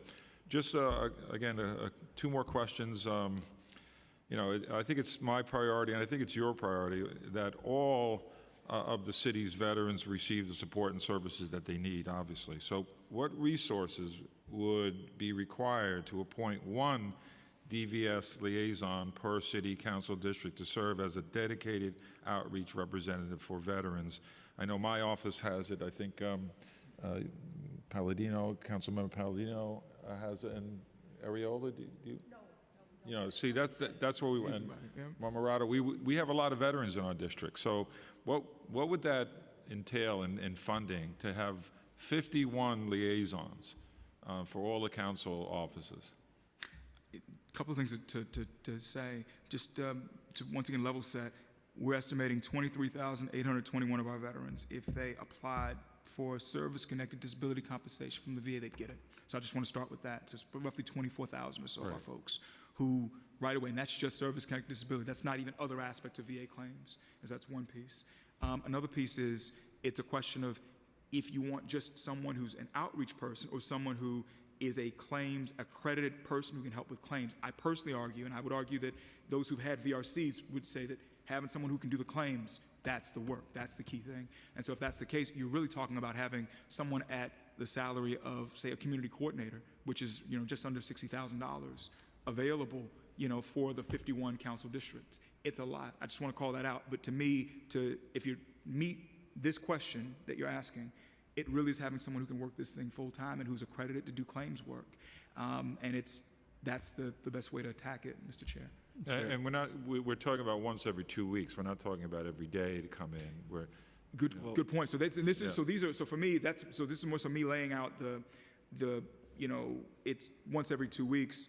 And then there's the math that can occur behind that, which I'm sorry I haven't done. So you wouldn't have to hire 51, Yep, you don't have to have, but if yeah. you're telling yourself, okay, well, I've got once every 2 weeks by how many, offices, and knowing that you have to give someone time to actually do the work, not just in that office. The office, a lot of intake discussions are occurring, a lot of initial things are occurring, but that person will need time to actually work behind the scenes to prepare things. So you'd say maybe a 1 day, at least 1 day, not in the office, just working for each day facing clients. But have you worked up a model for that? Let's say it's a goal. I haven't. I'm just laying foundations Well, for it. we'll let Jason work on that. All right, Jason. But the foundations for the good of the group is that to have someone who's doing this Right. full time, as far as 5 days a week, is you tell yourself $60,000, and then to go back saying, hey, for each district, you're talking about 1 day on, 1 day off, as far as 1 day visible and they're meeting folks, 1 day working on those claims and whatnot. And so that's enough to get the core math together. And maybe there are potential grants out there that we could tap I want to throw to Jason on this point. That's what, yeah. Yes. So first off, Chair, again, excellent question, and I want to thank you and Queen's delegation for inviting us to talk about what benefits claims coordinator would look like. So I would reference that the costs associated with that, we hope could be considered again by the delegation that we submitted in our testimony. In the near future, we hope to share the same as it relates to the other boroughs and what cost differences they are, because there are a different number of council members in each borough. So we do intend to share that information with every borough delegation so that they're aware of what that cost is, and at the appropriate time consider those financial costs. But to the Commissioner's point, the federal legislation that is Senate number 106, it's the Commitment to Veterans Support and Outreach Act. This is something that we and our state directors across the country all support. Every state director in all 50 plus states support this bill, and this bill would allow for the VA to provide funding to increase the number of service officers per county and enhance the outreach to assist with the development and submission of claims. So I will be more than happy to share more information about that bill to each of your offices so that you guys can track it. And if you'd like to work with us to submit a resolution, a letter of support. That'd be great. All right. We'd appreciate that. Terrific. And my final question is on RTM therapy. Various studies have demonstrated that reconsolidation of traumatic memories, known as RTM, and meditation are effective approaches to addressing post-traumatic stress disorder and other mental health concerns among veterans. Has DVS explored collaborating with other city agencies or nonprofits to pilot a program to provide RTM and meditation classes for our city's veterans? So we have spoken with the Office of Community Mental Health about RTM, which we wholeheartedly support. We've also helped to spread the word about the Walter Reed study that is currently involving the R&R project. And, we know that they are tied with, Operation Warrior Shield, one of our nonprofits in the community. So as far as we are very bullish on RTM, and we enjoy what they do, and we have done what we can to socialize this accordingly, Mr. Chair. Yeah, because there are, and again, my office is prepared to put money aside for a small study that would, it would be like, let's say if I funded at $50,000, we can see the outcomes. So we're not talking about a lot of money again, and we're not talking, with RTM at least, it's not that long. I mean, it could be 5 sessions where you can see a difference in the veteran. So I think that's worth exploring. It's worth some seed money that we do more outreach and more kind of programs and monitor the results of that. So let's get behind it. I think we're both, in mental health, we're not doing enough. We know that as a country. So if we at least try to come up with solutions, and RTM seems very promising. I know we grasp onto things like that, things that we want to work, but this one seems to have the outcomes already in the smaller studies. So if we can get behind that, I'd appreciate it. Thank you, Commissioner. Thank you again. On RTM, Yeah. Mr. Chair, we will get the word out when and if that time comes, as far as, hey, we're looking for folks to, on either end of it, between people who are trained to counsel in the modality or folks who need it. Like, we're happy to get that word out when that time comes. Yeah, the great thing with RTM, there's a lot of doctors that are already trained. That was the problem, to try to get doctors trained. They've done that. So it's almost like in every community, you can find a doctor trained in RTM therapy. So that's why it's convenient. It's not just going into Manhattan. You can get RTM trained doctors in every community practically, and even Long Island. So I think there's enough of doctors, because I did do the research on it, and so I did actually recommend some veterans for that therapy, and they seem to love it so far. So thank you, Commissioner, again. Thank you and your staff for a terrific hearing, and I appreciate it. Thank you so much. Thank you. So before we go to the Right, I public, gotta read you're that. going to Okay. read the new thing. Okay. Yep. And then I'm ready to call the first.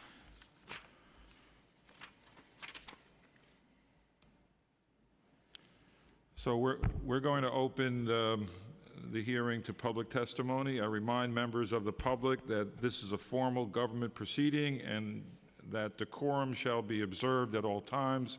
As such, members of the public shall remain silent at all times. The witness table is reserved for people who wish to testify. No video recordings or photography is allowed from the witness table. Further, members of the public may not present audio or video recordings as testimony, but may submit transcripts of such recordings to the Sergeant at Arms for inclusion in the hearing record.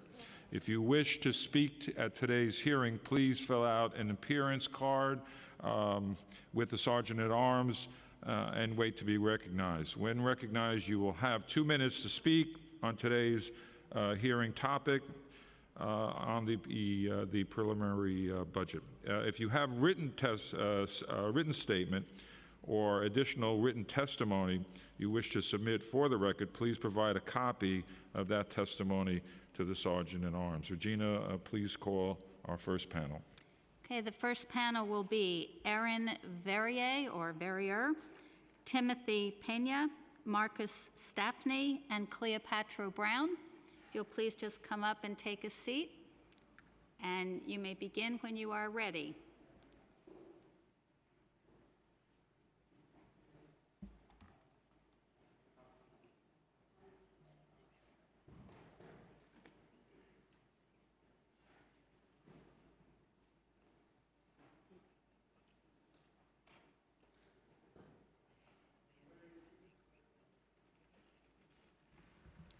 All right, hi, and thank you all for having me to present today. My name is Erin Verrier, and I am the Manager of Policy and External Affairs at Community Healthcare Network, otherwise known as CHN. We are a federally qualified health center with 14 sites citywide that provide critical primary care and social services for patients. We reach over 50,000 individuals annually, and we welcome patients of all ages, regardless of their ability to pay. So while our services are many, I'm here today to speak about the work we do for veterans. CHN's Military Health and Wellness Program provides a comprehensive array of services to veterans and their families, from on-site mental health care to primary care services. Each program participant is screened and assessed for mental health needs by a licensed clinical social worker and can, as needed, receive referrals to CHN's behavioral health team. Accordingly, participants can access behavioral health services like individual and family counseling, psychiatry, and medication management, and be connected to other services like legal support, medical care, dental services, and more. Today, our program serves up to 100 patients annually. The Military Health and Wellness Program is also unique in its collaboration with the Veterans Advocacy Project, which provides legal support services, assistance with public benefits, VA claims, discharge upgrade applications, housing, and other civil legal issues. The Veterans Advocacy Project works with CHN staff to ensure continuity of care and provide staff training on cultural competency when working with veterans and understanding their legal needs. In all, we greatly appreciate the support we receive from City Council for our program and look for this funding to continue moving forward as it is an honor to serve our veteran population. I appreciate the time to share our program with you. Thank you.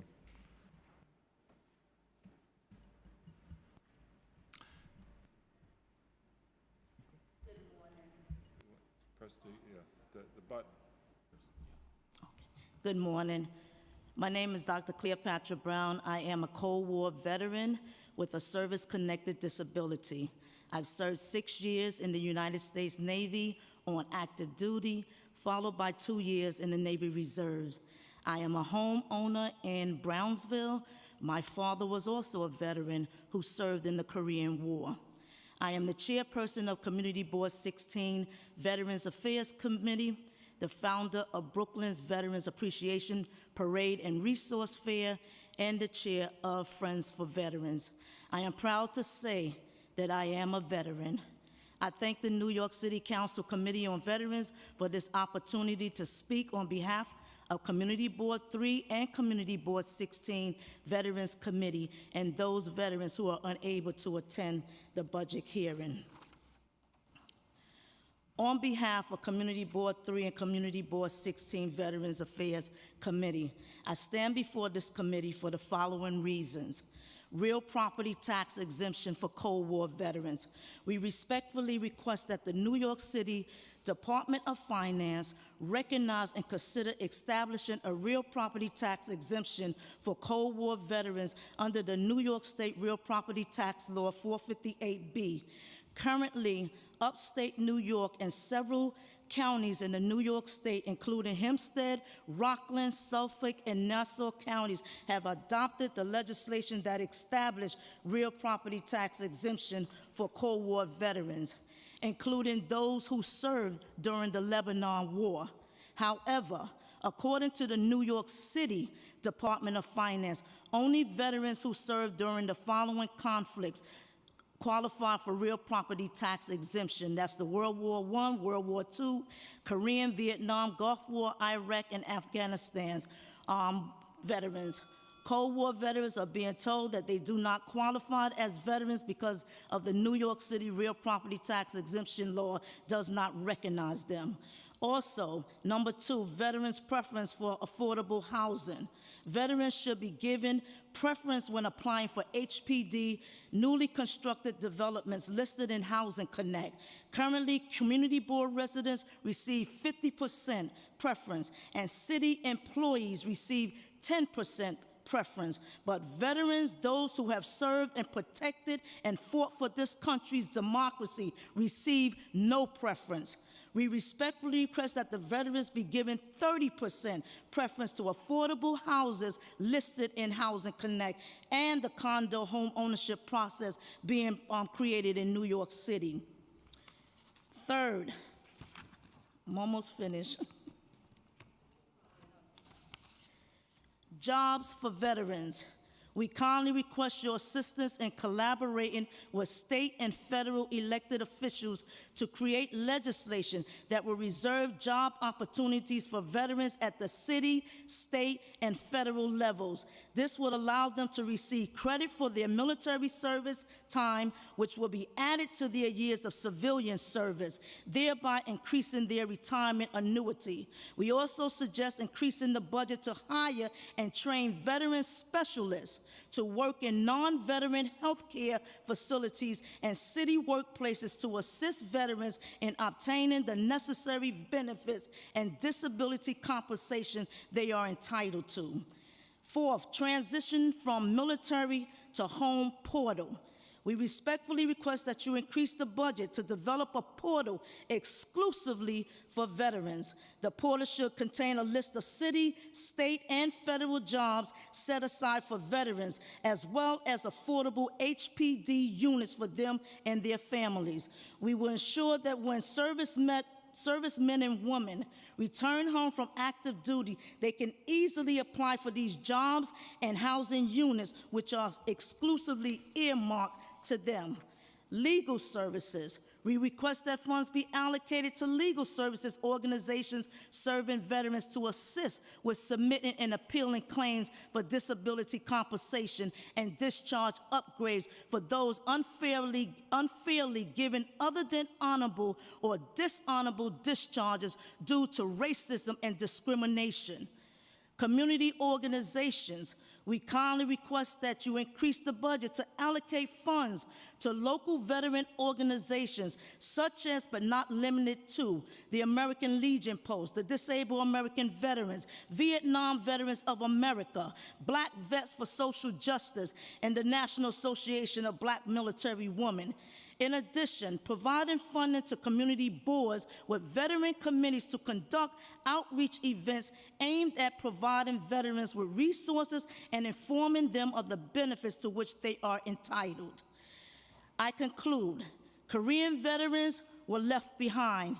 Vietnam veterans left behind, and Cold War veterans were left behind. We cannot continue allowing a generation of veterans to be lost because we failed to speak up and speak out against the heartfelt issues concerning our veterans. I stand on the founding principle of the Vietnam Veterans of America. Never again will one generation of veterans abandon another. We cannot undo the past, but we can take this opportunity to reevaluate how we are treating our veterans in the present. President Biden eloquently stated, the only truly sacred obligation we have is to prepare and equip those women and men we sent into harm's way and care for them and their families when they return home. It brings us together to make sure that men and women who are willing to lay down their lives for us get the very best from us in return. May God bless you. May God bless the New York City Veterans Committee, and may God bless all that gathers here together. Thank you. Thank you, Dr. Brown. Thank you. Yes. Chairman Holden and the esteemed members of the Committee of Veterans, my name is Marcos Stafny, Executive Director of Gallup NYC, and I'm here to advocate for a reinstatement of $85,000 in funding for our Veterans Program. For over 11 years, we provided therapeutic horsemanship programs at no cost to our veterans at our locations in Queens and Brooklyn, specifically Gallup NYC Forest Hills and Gallup NYC Sunrise Stables located in Howard Beach. Our program offers veterans invaluable opportunities for healing and growth through interactions with horses, fostering mindfulness, teamwork, and improved communication skills. Therapeutic horsemanship has been proven effective in alleviating symptoms of post-traumatic stress disorder and brain injuries, empowering veterans to lead healthy and productive lives.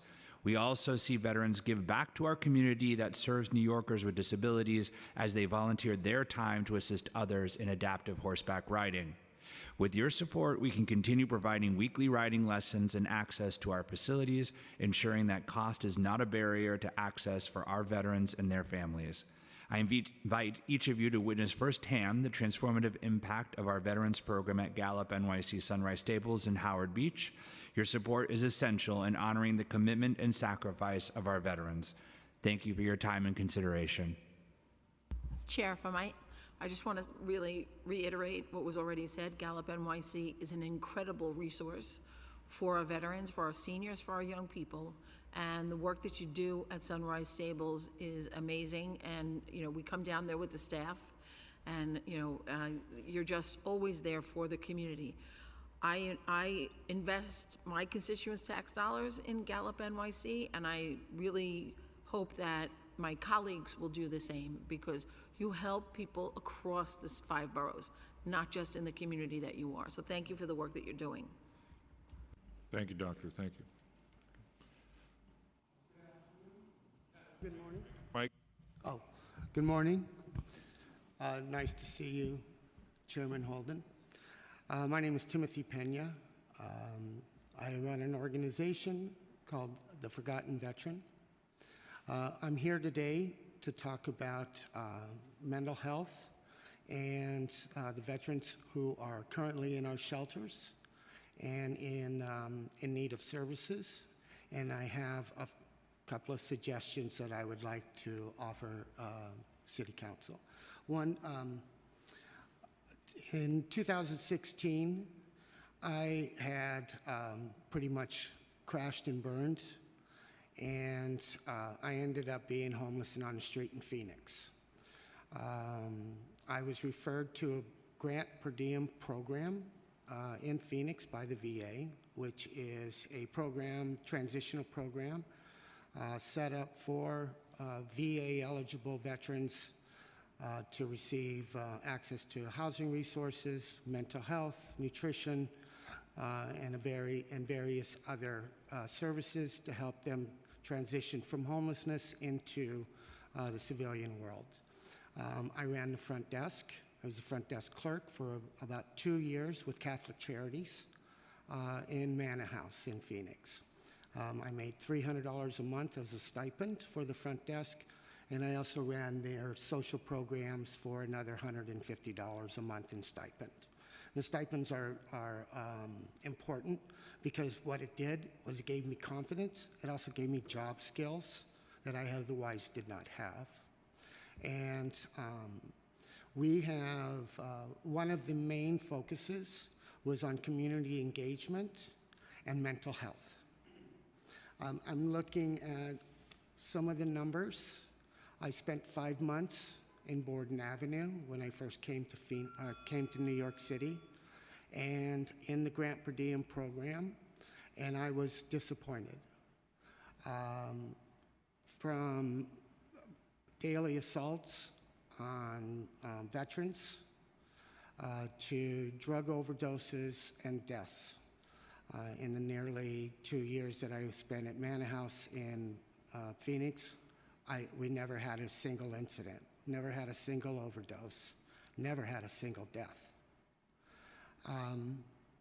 We are placing such an emphasis on processing veterans instead, and I disagree with getting to know the veteran, having them come for other services before we provide them access to mental health and a mental health screening. I'm in support of housing through the HASA program. I had my apartment sat empty for months while I sat in Borden Avenue, being prevented from moving in because of my processing. This is critical. We have veterans who are sitting in our shelters for 6 months, 8 months, year, 2 years, and more, who are just stagnating. Their mental health is in a shambles. And one of the reasons why we're seeing heightened drug usage is because we've pretty much lost all hope. My background in transitional services and a background in working with transitioning veterans, mostly out of prison into the civilian world, that's my forte. Mental health is key. Food is key. Getting sleep is key. And having community engagement is key to the mental health of the veterans. We can go through anything if we have someone who we know has our back. I disagree with, or I agree, however you want to look at this. I think that there needs to be more mental health screening And I think that we need to put a higher emphasis on the living conditions for the veterans who are living in our shelters and giving them better access to outreach programs, outreach services, and certainly mental health as far as things of Gallup NYC, those things. There are programs. We're supposed to have transportation for these type of things. When I was in Phoenix, we had baseball tickets every game. We had VFWs would have dinners for us. Football games, trade shows, hiring events. In the 5 months at Warden Avenue, we had none of that. So I would like to put it out there that I lived. When I first went into the shelter or went into the program in Phoenix, I was pretty much ready to commit suicide. And when I came to New York City, I had a tough year for 2021, and I got pretty much within a hair's breadth of committing suicide at Christmas. And so when I came here, I specifically looked and sought out programs and opportunities where mental health was going to be one of the supportive services that I received, and I have that. And I'm in VA mental health. But one of the things that I'm seeing is these guys are not going in, and they're, just like Commissioner Hendon said, we're not self-identifying, and that's because we're not being approached, and we're not being approached in a way that is not adversarial. So, thank you. Thank you, Timothy. Tell us about how long were you waiting for supportive housing while you were at Borden? You said that there was a delay. Your apartment was vacant. How long of a period was that? I had my apartment 1 week after getting to New York City in July 2022. So you waited 5 months? Yes. For the processing? Yes. And what was the answers that you got from, what agency were you applying for? Sorry, but DVS. DVS. And there was a 5-month delay while you knew that the apartment was vacant? Yes. Because when I went up to visit the Bronx facility, supportive housing, and where was that, by the way? Where was your supportive housing? Mine's over on 29th Street and 8th Avenue. All right, but in speaking to the provider, they said they had a lot of vacancies. Yeah. Which, to me, first of all, I don't believe Borden should even be a shelter for veterans. It should be transitional program. Yeah, veterans should go right into supportive housing. They've earned that. So that's my goal, is to not have a homeless shelter for veterans. And I know that's something that we could do. We could do that today if we just put if we wanted to. Yes, if like you said, there are problems at Borden. I witnessed it. However, we're trying to improve it.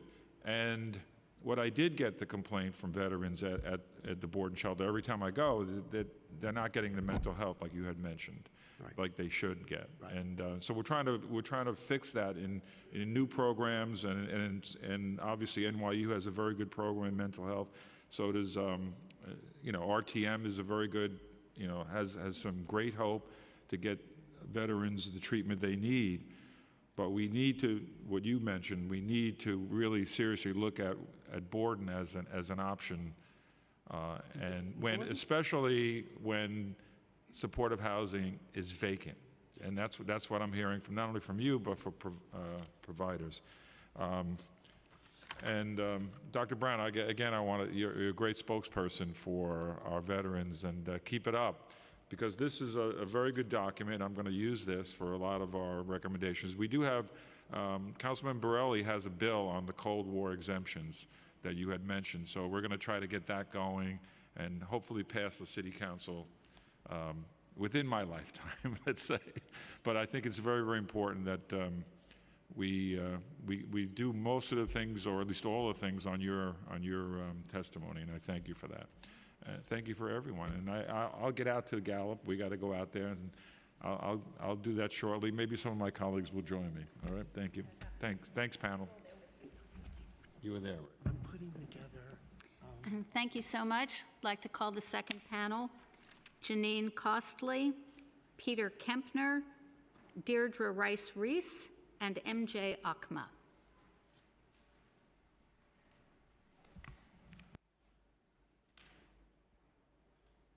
And you may start when you all are here and ready.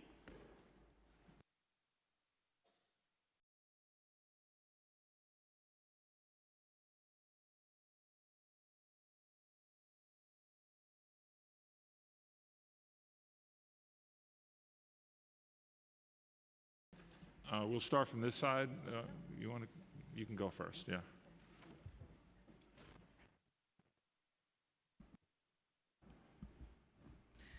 Good afternoon, Councilman Holden. Good to see you again, sir. Good to see all of you. Happy Women's History Month. I am testifying on behalf of Samaritan Daytop Village.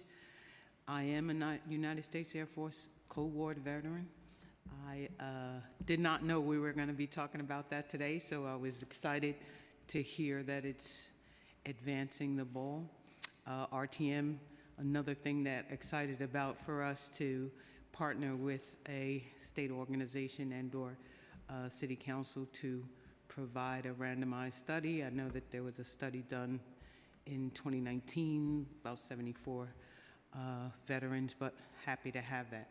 For those of you who are unfamiliar with Samaritan Daytop Village, we are one of the largest substance abuse and mental health treatment providers in the city, and of course have programs upstate.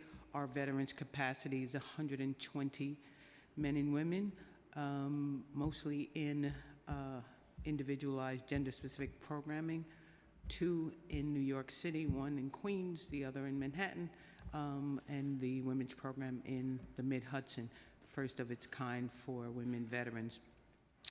A big part of what we manage with City Council support is the sober engagement and mental health supports that veterans need to engage in. As I heard the Commissioner talk about screening for mental health, I think a key thing or a significant element would be to do a smaller, brief screening that would allow for the introduction of information for mental health and then trigger, because there are screening tools called a modified mini, other things that would trigger further assessment if the veteran is willing, without being intrusive at the initial interview. For us, being able to support those sober engagement activities, such as a pilgrimage to DC, going to the monuments, going to some of the other supports. We use a Serenity model for horsemanship. We use a couple of other supports throughout the city that allow us to encourage engagement and sober engagement activities for our veterans. We also need support in developing our workforce, continuing to develop our workforce. Some of the stigma around alcohol and substance use disorders, as well as mental health disorders, pushes some of our veterans and others away from working in the field because they don't want to be judged, they don't want to be connected to having a problem or have issues. And so for us, having veteran-supported peer recovery individuals that can intern and learn how to support other veterans, from our legends, and that's those that I call those over 50, to our legacy, those under 25, being able to really nurture and support, enhance, develop, hold hands with veterans as they navigate systems, including DVS's system and the VA's system.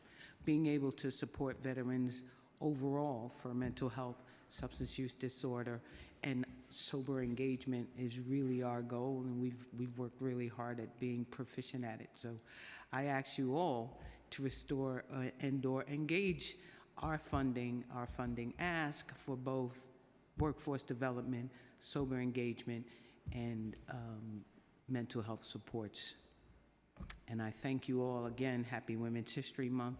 We rule. Thank you. Good afternoon, Chair Holden and members of the Committee on Veterans. My name is MJ Okuma with SAGE, and I'm here to deliver testimony on behalf of my colleague, Brian Elcott, who's the SAGE Vets Program Manager. SAGE Vets is the only program in New York designed to address the unique needs of older LGBTQ+ veterans who are twice as likely to face housing insecurity compared to their non-LGBTQ+ peers. The veterans we represent are no different than any other veterans of the U.S. military. Most are profoundly patriotic and served during conflicts abroad, taking home with them significant trauma. What is unique about the veterans that we serve is they're often burdened by additional forms of trauma. Discrimination against LGBTQ+ service members that are deeply embedded in military history frequently led to severe situations ranging from abuse to military sexual trauma. This compounding trauma can be so repressed that it goes untreated for decades, causing irreparable harm. Because of this, many older LGBTQ+ veterans have not utilized potentially life-saving services, government benefits, and programs that they rightfully deserve. This is where SAGE Vets makes the biggest impact, helping veterans get on a path to recovery and improved wellness.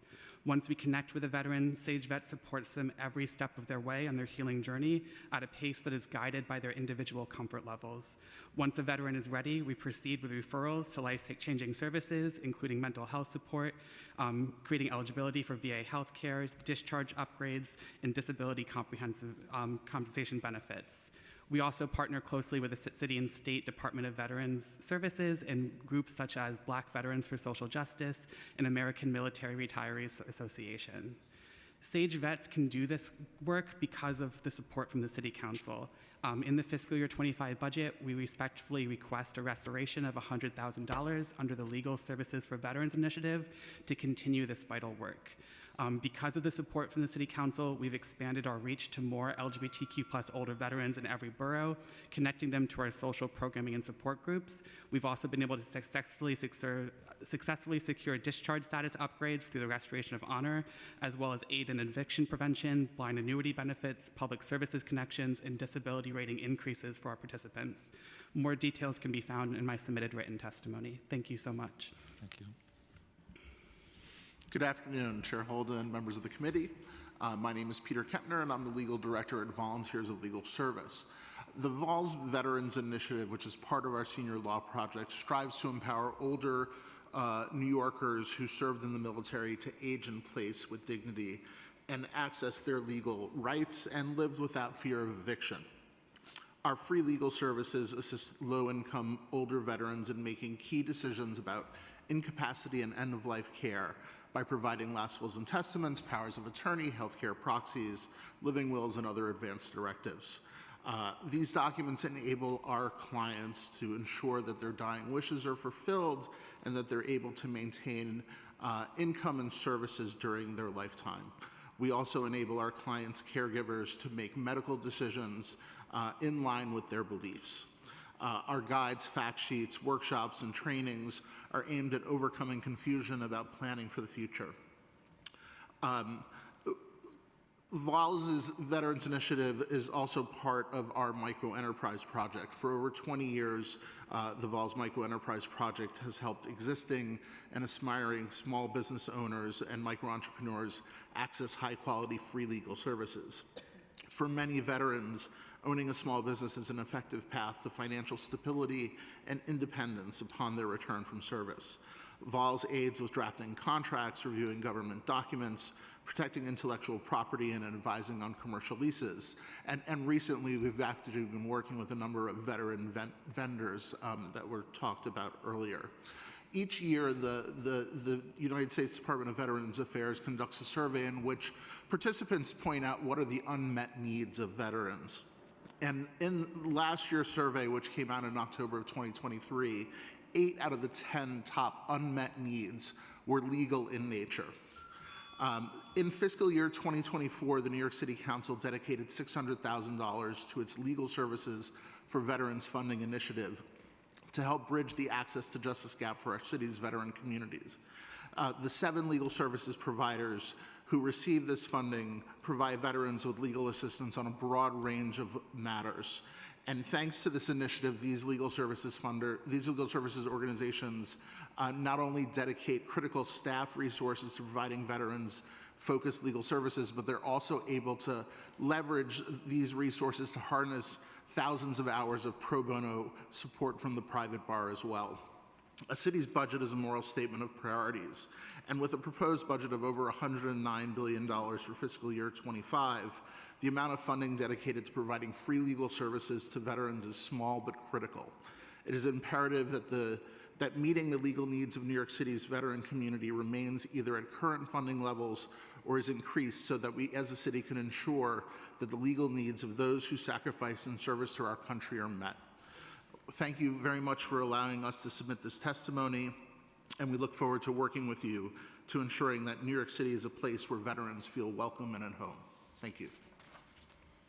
Thanks, Peter. Thank you so much. Good afternoon, Chair Holden and members of the Committee on Veterans. Thank you for this opportunity to testify. I am Dr. Janine Donette Cosley, Senior Vice President for the Transitional Services at the Institute for Community Living, or ICL. Our oversight is the Borden Avenue Veterans Shelter. ICL is one of the largest providers of housing and behavioral health services for children, adults, and families.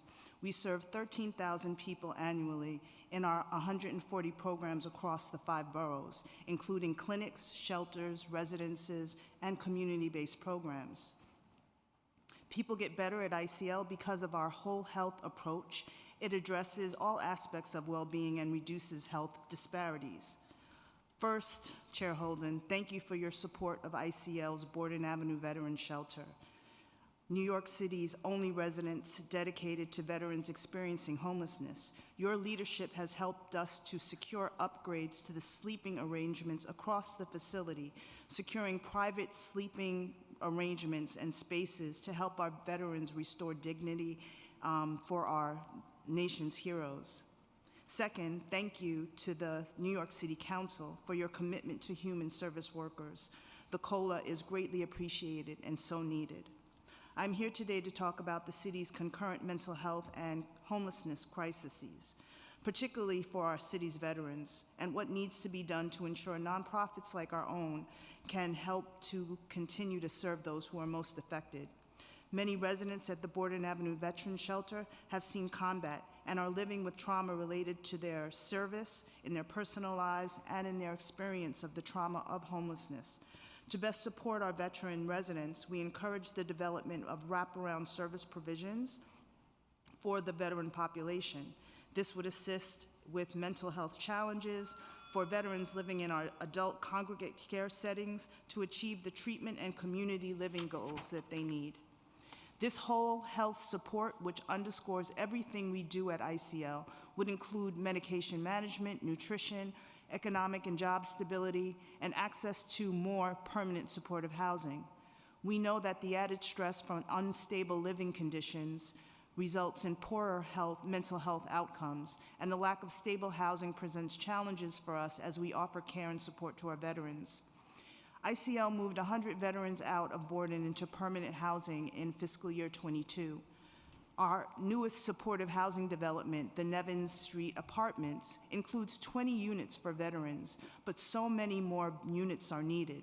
New York City has reduced veterans' homelessness by nearly 90% since 2011. In December 2015, it became the largest city in the country to be certified by the federal government for ending chronic veterans' homelessness. But with the hundreds of veterans still in shelters and many more in the streets, we still need to do better. Moreover, we need to re-envision the shelter system. We are operating within a framework that lacks sufficient investment and support. There have been no increases or adjustments to reflect the growing costs of essential items such as food, insurance, and operational expenses. This trend is unsustainable, and it threatens the viability of nonprofit organizations like our own.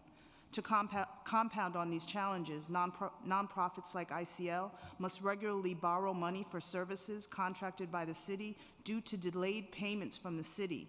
This strains our financial resources and forces us to incur unnecessary interest expenses. Investing in nonprofit workforce is crucial to ensure our veterans receive the necessary care that they deserve. Thank you for this opportunity. Thank you, Doctor. And ICL does a wonderful job. The Nevin Street we should replicate that. Absolutely. And really hearing the success stories when we cut the ribbon to open that, it was a great inspirational visit because we got to speak to veterans who told their stories. And I think ICL, if we could just get more funding, you're right. And especially at the board and shelter, which I think I'd love to improve the food there. We have a great kitchen. I'd like to bring back the cooking on premises. Yeah, we would love that, Yeah, Councilman. and so if you could tell me again, and this could be offline, but how much extra funding you'd need to bring that back? Give me a number, and we'll try to fight for the budget for our veterans. But it's an important aspect. Yes. Rather than the small little trays of food that they, pre-packaged, let's say. Let's cook real food there on the premises like we used to have before the pandemic. We did. For food and for mental health services is so needed. Those two areas are very important. And, and tell us what programs for mental health are working the best that you see. Because I always ask, what's the outcomes and who's doing the best job? And so that's why I want to bring in, RTM there and possibly, give more funding to NYU, who I feel they're doing a great job, and we've gotten some good feedback. But thank you all for your wonderful testimony, and please keep in touch with my office because we do have hurdles to obviously to improve some of our veteran services, but you all on the front lines, and I thank you for all your work on behalf of our veterans. Thanks. Thank you to this panel. Before we turn to the Zoom witnesses, we want to make sure that no one else is here who wishes to testify and has not yet filled out an appearance card, including these people who signed up in advance: Tarak Kauf, Gus Stavroulakis, and Bernard Wright. Anyone else here who wants to testify in person? Seeing no one, we will turn to the Zoom panelists. I'll call the Zoom panelists individually. Our hearing host will unmute you, and our sergeant will let you know when you can begin your testimony. So we will start with the first Zoom witness, Edward Schloman. You may begin.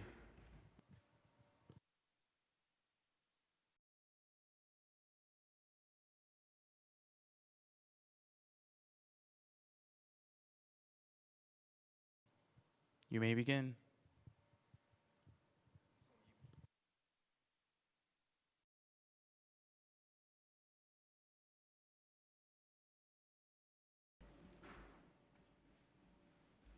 Do we have him? Is he unmuted? Edward?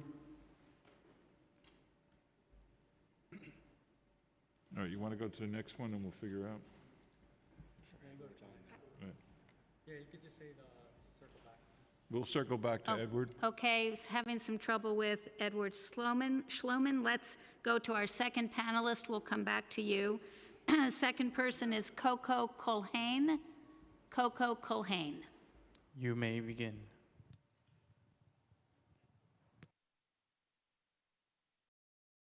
I don't know if I'm... We got you. Okay. Okay. My name's Coco Culhane from the Veteran Advocacy Project. Thank you for your time today. Just wanted to make a few points, sort of reiterating what Peter Kempner said about how important the legal services are in terms of removing barriers to housing and stability, income. The investment pays off tenfold. Also want to urge that the expansion of benefits counselors for at DVS is just so critical. The feedback we are getting is that people are waiting months and months from the state reps to DVS or wherever they're trying to get services because places are just overwhelmed. The original 8 big VSOs that were in the regional office at the VA, only 4 are still open. It's really a critical need, and I'm thrilled to hear that the council wants to support that for DVS. On housing, the need for legal services, even with the right to counsel, veterans are being left behind. We turn away so many veterans from our own services because we don't have the capacity. We are the subcontractor for 2 of the 4 SSVF providers in New York City, and yet, still just cannot keep up with the need. So really hope to see, if not a expansion in the legal services money, at least staying at that level since it's so critical. And then finally, just want to put in another push to have, I'm not sure where the legislation is, remembering Paul Vallone and his first bill about tracking services, the use of city services for veterans, so that we can really see what the need is and what is it that veterans are accessing, and seeing some kind of legislation. I think something was introduced in the last year or so. I'm not sure what happened. I just think it's so critical that we actually know what are the veterans using, where is the need, so that we can properly Thank direct you. Time has not only city expired. resources, but nonprofit resources as well. Thank you. Thank you. The next witness is Crystal Brockington. You may begin. Good morning. This is not Crystal. My name is Brendan Gibbons. For some reason, I was sent the wrong link. Okay, you can go ahead, Brendan. Okay.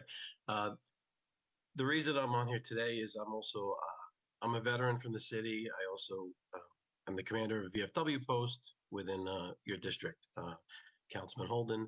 I'd like to thank everybody for being here today anyway, but I also just wanted to bring up quickly, I only have 2 minutes. I just wanted to say that New York City DVS has been doing a lot of outreach, and unfortunately, they don't have enough support staff. I personally experienced this. I know they've changed a lot of things, and they're working very hard to make it better. I just hope that the New York City Council decides to give more funding to DVS for not only their own staff, because they definitely need more people processing claims. One of the problems you have is they're doing tons of outreach, but we do not have people. They don't have the time to be processing the claims because they're out doing the outreach. They're out educating people about programs and things that are available, but they don't have the time to actually process it. And without more personnel, I feel like they're never going to be able to accomplish that. It's like being a Band-Aid being put on the wound. You're never actually going to be able to fix anything. You're just delaying it. And I know tons of veterans that have been waiting and waiting, and they cannot get people to help them. And especially when it comes to claims benefits, it's extremely important. It's a lot of money to financially help the veteran, but also money that goes back into the city. And as far as I'm concerned, that's one of the major things that really needs to help. And having gone through this process myself, within the last 2 years, I had to educate myself and fight to get some benefits for myself. And it's an extremely difficult process. And I hope that there is more funding provided to not only New York City Department of Veteran Services, but also stuff to help other VSOs that are out in the city, like VFWs, American Legions. I'm a member of many organizations, but unfortunately, they all seem to be disappearing because a lot of the younger veterans do not want to join for some reason. Thank you. At the Time has same expired. point, our operating costs are through the roof, just like everything else. So finding donations and funding is very difficult. And I thank you all. Thank you, Brendan. Our next witness is DeQuincy Brown. You may begin. I'm sorry, DeQuincy Bowen.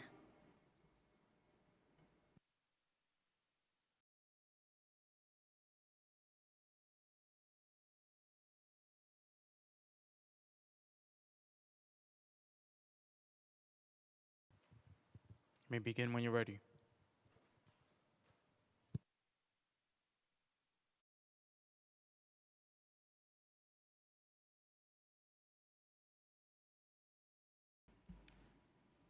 Quincy, can you unmute yourself?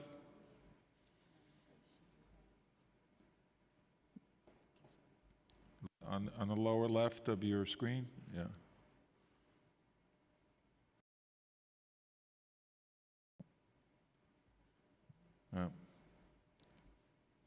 Do we have Edward back? No?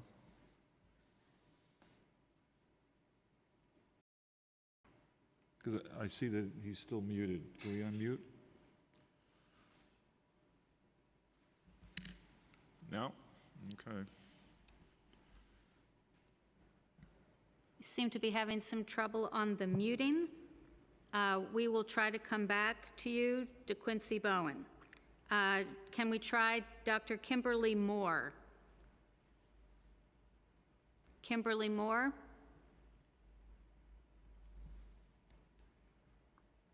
Yes, I'm here. How are you? Good morning. Okay, we have you. Thank you. Thank you. Dear Chairperson Holden, thank you for the Committee on Veterans for the honor and privilege of testifying before you today. My name is Dr. Kimberly Moore, Director of Care Cafe at the Yeshiva University's Wurzweiler School of Social Work.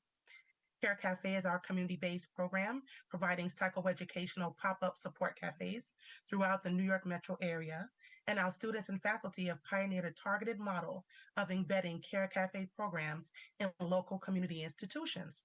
A portion of Care Cafe's funding is designated for veteran services. Sadly, our program's funding for the 2024 fiscal year was cut by 98% and cut by 100% for veteran services. Over the last year, though, the Care Cafe program has strengthened and expanded our partnerships with the goal of effectively engaging with service members and veterans across various areas of health promotion, including but not limited to self-care, suicide prevention, suicide education training series, psychological first aid, life transitions, and career exploration, and nutrition. However, connecting veterans to the necessary services and entitlements continues to be a challenge due to their unidentified status. It is important to note that special attention has been given to the urgency of collaborative planning, designing, and implementation of programming between the Wurzweiler School of Social Work and our veteran serving community partners. These efforts have included on-the-ground street outreach door knocking activities at VFWs and American Legion posts and intercollegiate approaches to serving veterans with foundations of empowerment and mutual aid support in non-traditional settings. With each inquiry received by the Care Cafe program to serve our veterans, we are challenged by the scope and frequency of services offered. There is still much work to do. It is with clarity and acknowledgement that Care Cafe continues to Thank you. advance Time has toward expired. You can finish up. Go ahead. Okay.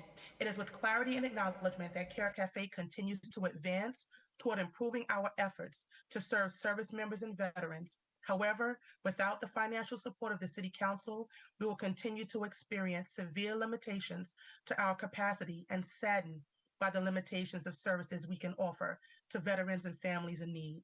In closing, on behalf of Yeshiva University's Wurzweiler School of Social Work Care Cafe program, we humbly ask for your support. We thank you for the opportunity to share at today's meeting, and we look forward to continuing to proactively serving the greater community at large. Thank you very much. Thank you. Thank you. The next witness is Leonard Williams. You may begin. You're good, Lenny. Thank you for allowing me to come before the committee and speak. I was here since 10 o'clock, and I heard Commissioner Hendon and you, Councilman Holden, hit on mostly everything that I wrote down. I put everything on paper. And all right, I'll start off. My name is Leonard Williams. I'm currently the president of the Vietnam Veterans of America, chapter number 32 in Maspeth, Queens, Councilman Holden's district. I just start off by saying that the government should take care of all veterans. I am a Vietnam veteran, and back then they missed us. It took a long time. As a matter of fact, maybe 5 years, I started getting active with the Vietnam veterans in any services. And what was said before is where they didn't have anything for us at the time. There was nothing. I got out of the service, and we turned around and said, okay, life goes on. It was amazing. I was in Vietnam one day, and then I was in New York City, the nearest bar, 3 days later, and life went on. Welcome home, life went on. What are you going to be doing? and that it didn't have any services for us at that time. Recently now, as I said, I've been very active with Councilman Holden and the Vietnam Veterans of America and Commissioner Hendon. And just a couple of things, you reached out to the mental health services. And I ran into, I want to quickly talk about with that. I've brought up people, guys that wanted to suffer from PTSD. These are Iraqi, Afghanistan, the younger generation of the maybe the 25, 30-year-olds, and they don't want to come forward. A lot of them are police officers, fire department personnel, and so on and so forth. And they cannot come out, more or less come out as they are, because they worry about going into the rubber gun squad or something. Thank you. Time has expired. That they will not, be able to do their services. So they refrain and they just keep on going on. I reached out to, numerous veterans shelters, Board and Avenue Shelter and the St. Albans Veteran Nursing Home. And I noticed we need, the biggest thing I was listening today is you need veterans services. Like Commissioner Hendon is a veteran, and I think he personally understands what other veterans go through. Outsiders don't realize, what we went through, even for basic training, Cold War veterans or whatever. We're our own community. We are our own community, and we need that. We need, like you're saying, the mental health issues or the partnership of with all other veterans organizations. A lot of things in America. I reached out to the American Legion, 1424 chapter, and I didn't get back. They never got back to me.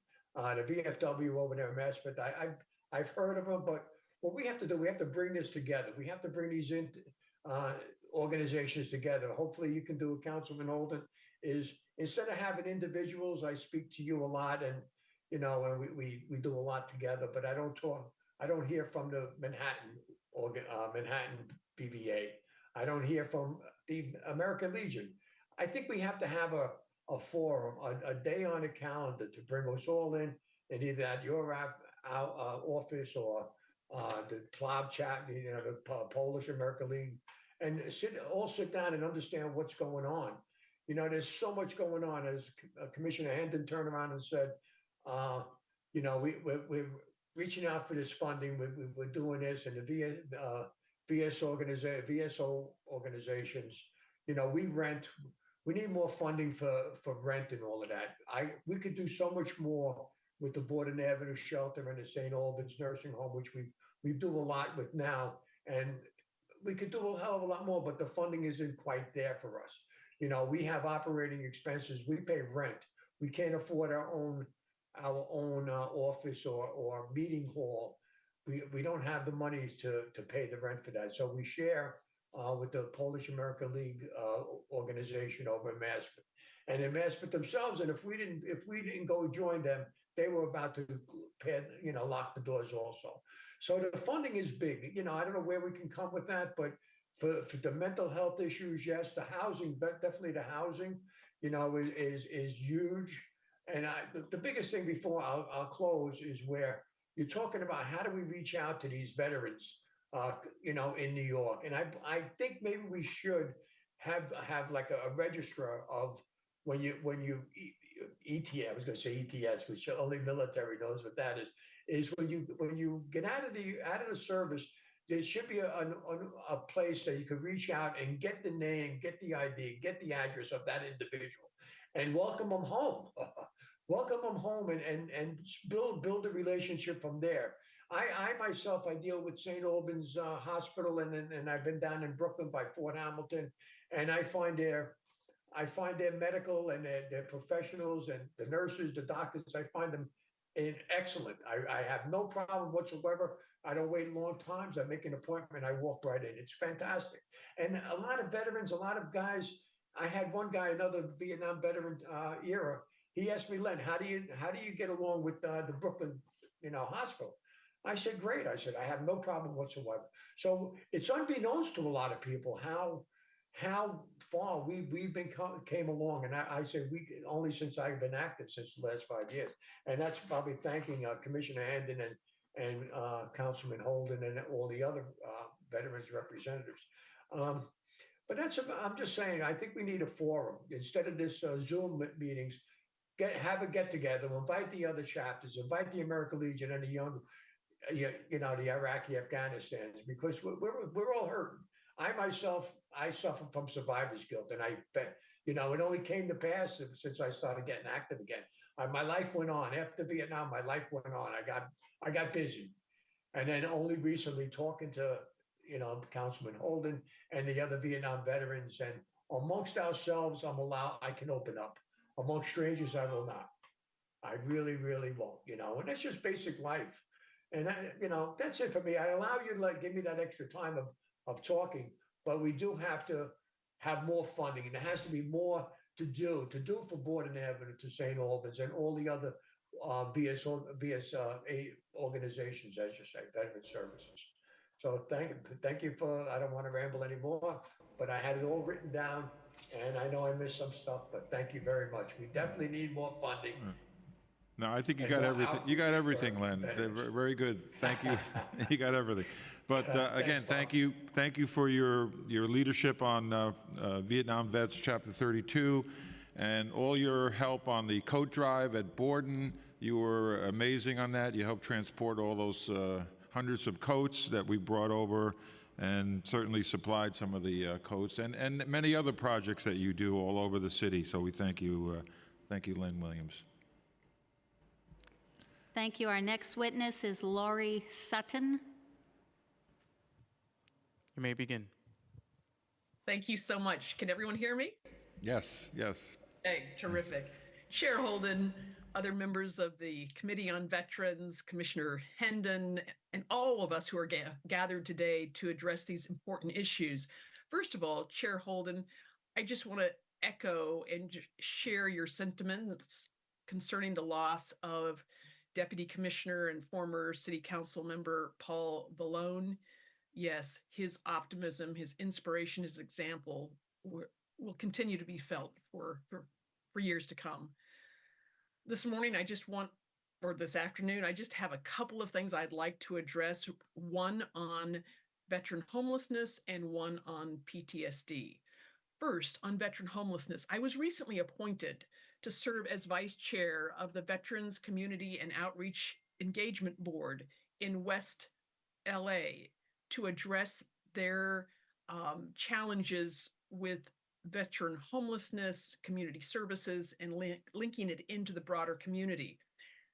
They were aware of our track record here in New York City, and I was able to point them to the recent report. The New York State Comptroller last November published a report on homelessness among New York's veterans, and specifically called out the city for their outsized impact that had to do with a lot of the folks that are in that room right now and across the city. And I just wanted to just make the point, Chair Holden, that achieving those impacts required resources, absolutely, and also peer support, partnerships, so vital, the programs, yes, that the commissioner outlined, and the presence, whether it be face-to-face wherever possible or in person. And as we go forward, New York City will continue to stand out as a leader among leaders. Just listening to Commissioner Hendon, I'm so proud to hear of all that's going on, and will continue to evolve and develop as the Department of Veteran Services lives up to the vision held by so many generations of veterans, family members, elected officials, and advocates. Secondly, PTSD. Thank you so much, Thank you so much, Chair Holden, for your leadership and advocacy in bringing together a joint committee hearing last September with Chair Lee and the Committee on Mental Health, Disabilities, and Addictions.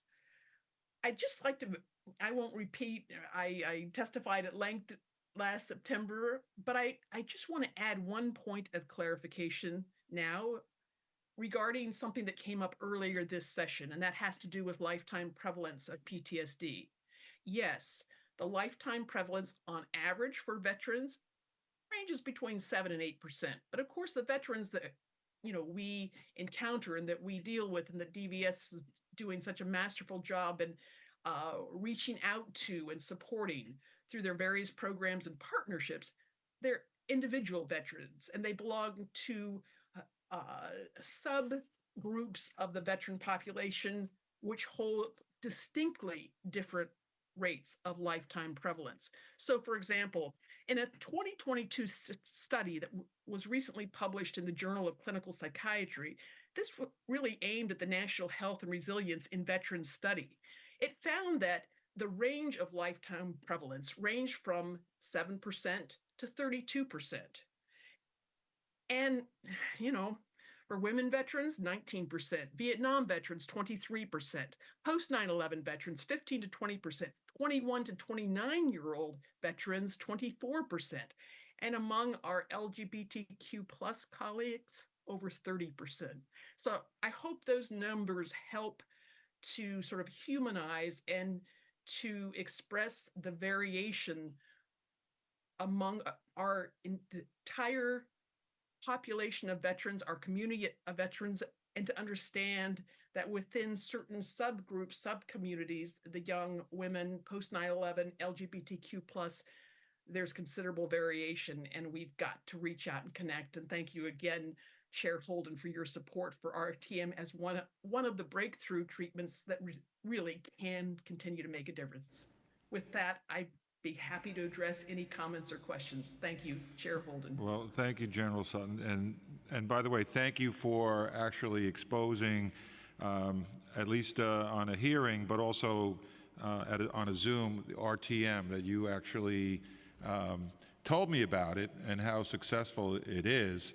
So that's why we're going to do some pilot programs thanks to you and thanks to all your wonderful work with our veterans over the years, from being the commissioner of DVS to doing all the things you're doing now across the country. So again, I want to thank you for your leadership and on behalf of our veterans. Takes a team. Anybody else? Yeah. Thank you, General. Thank you, General. Thank you. And I believe we now have Edward Schloman. You may begin. I'm here. Yeah, okay, great. Okay, you guys, you have to unmute me, I think. You are. Oh, We got you. Go ahead. Video. Okay, no video, that's okay. I'm retired Chief Master Sergeant Ed Schloman, Chairman of Operation Warrior Shield, and I thank you once again for the opportunity to discuss our work with mental health and the veteran community. I have been involved with this work since 2010, and I am very proud of the partnerships which we have with many city organizations.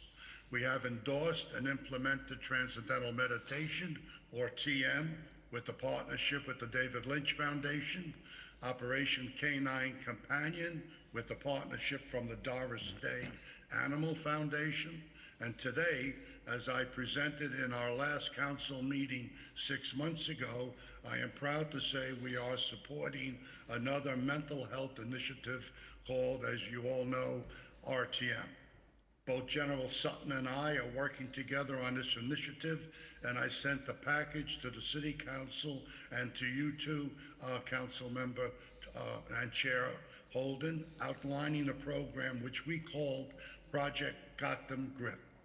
Operation Warrior Shield has submitted a grant request to implement this program, and we have already have much interest from NYPD Health and Wellness Section and other veteran service organizations.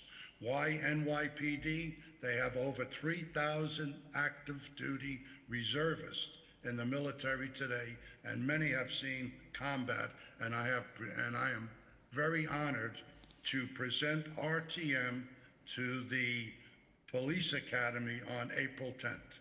And joining me, of course, is General Sutton, and I hope that you could come too.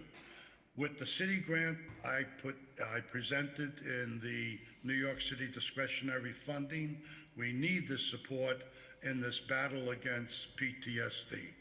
And that concludes my presentation.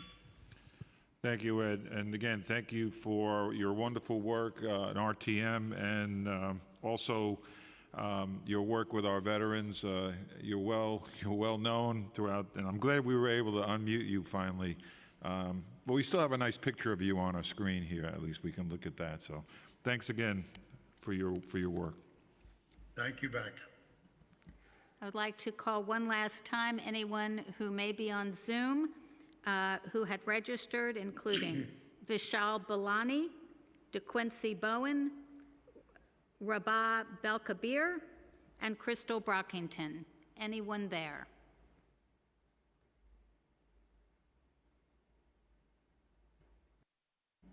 Okay, last call. That's it. Thank you, everyone, for your testimony. And Commissioner Hendon is still here, as usual. We thank him for that. One of the only commissioners to stay throughout all the hearings. And thank you to my colleagues who also stayed, the Common Sense Caucus. Thank you so much. Thank you, everyone. I think it was a great hearing, and we'll see you at the next hearing next week. Thank you.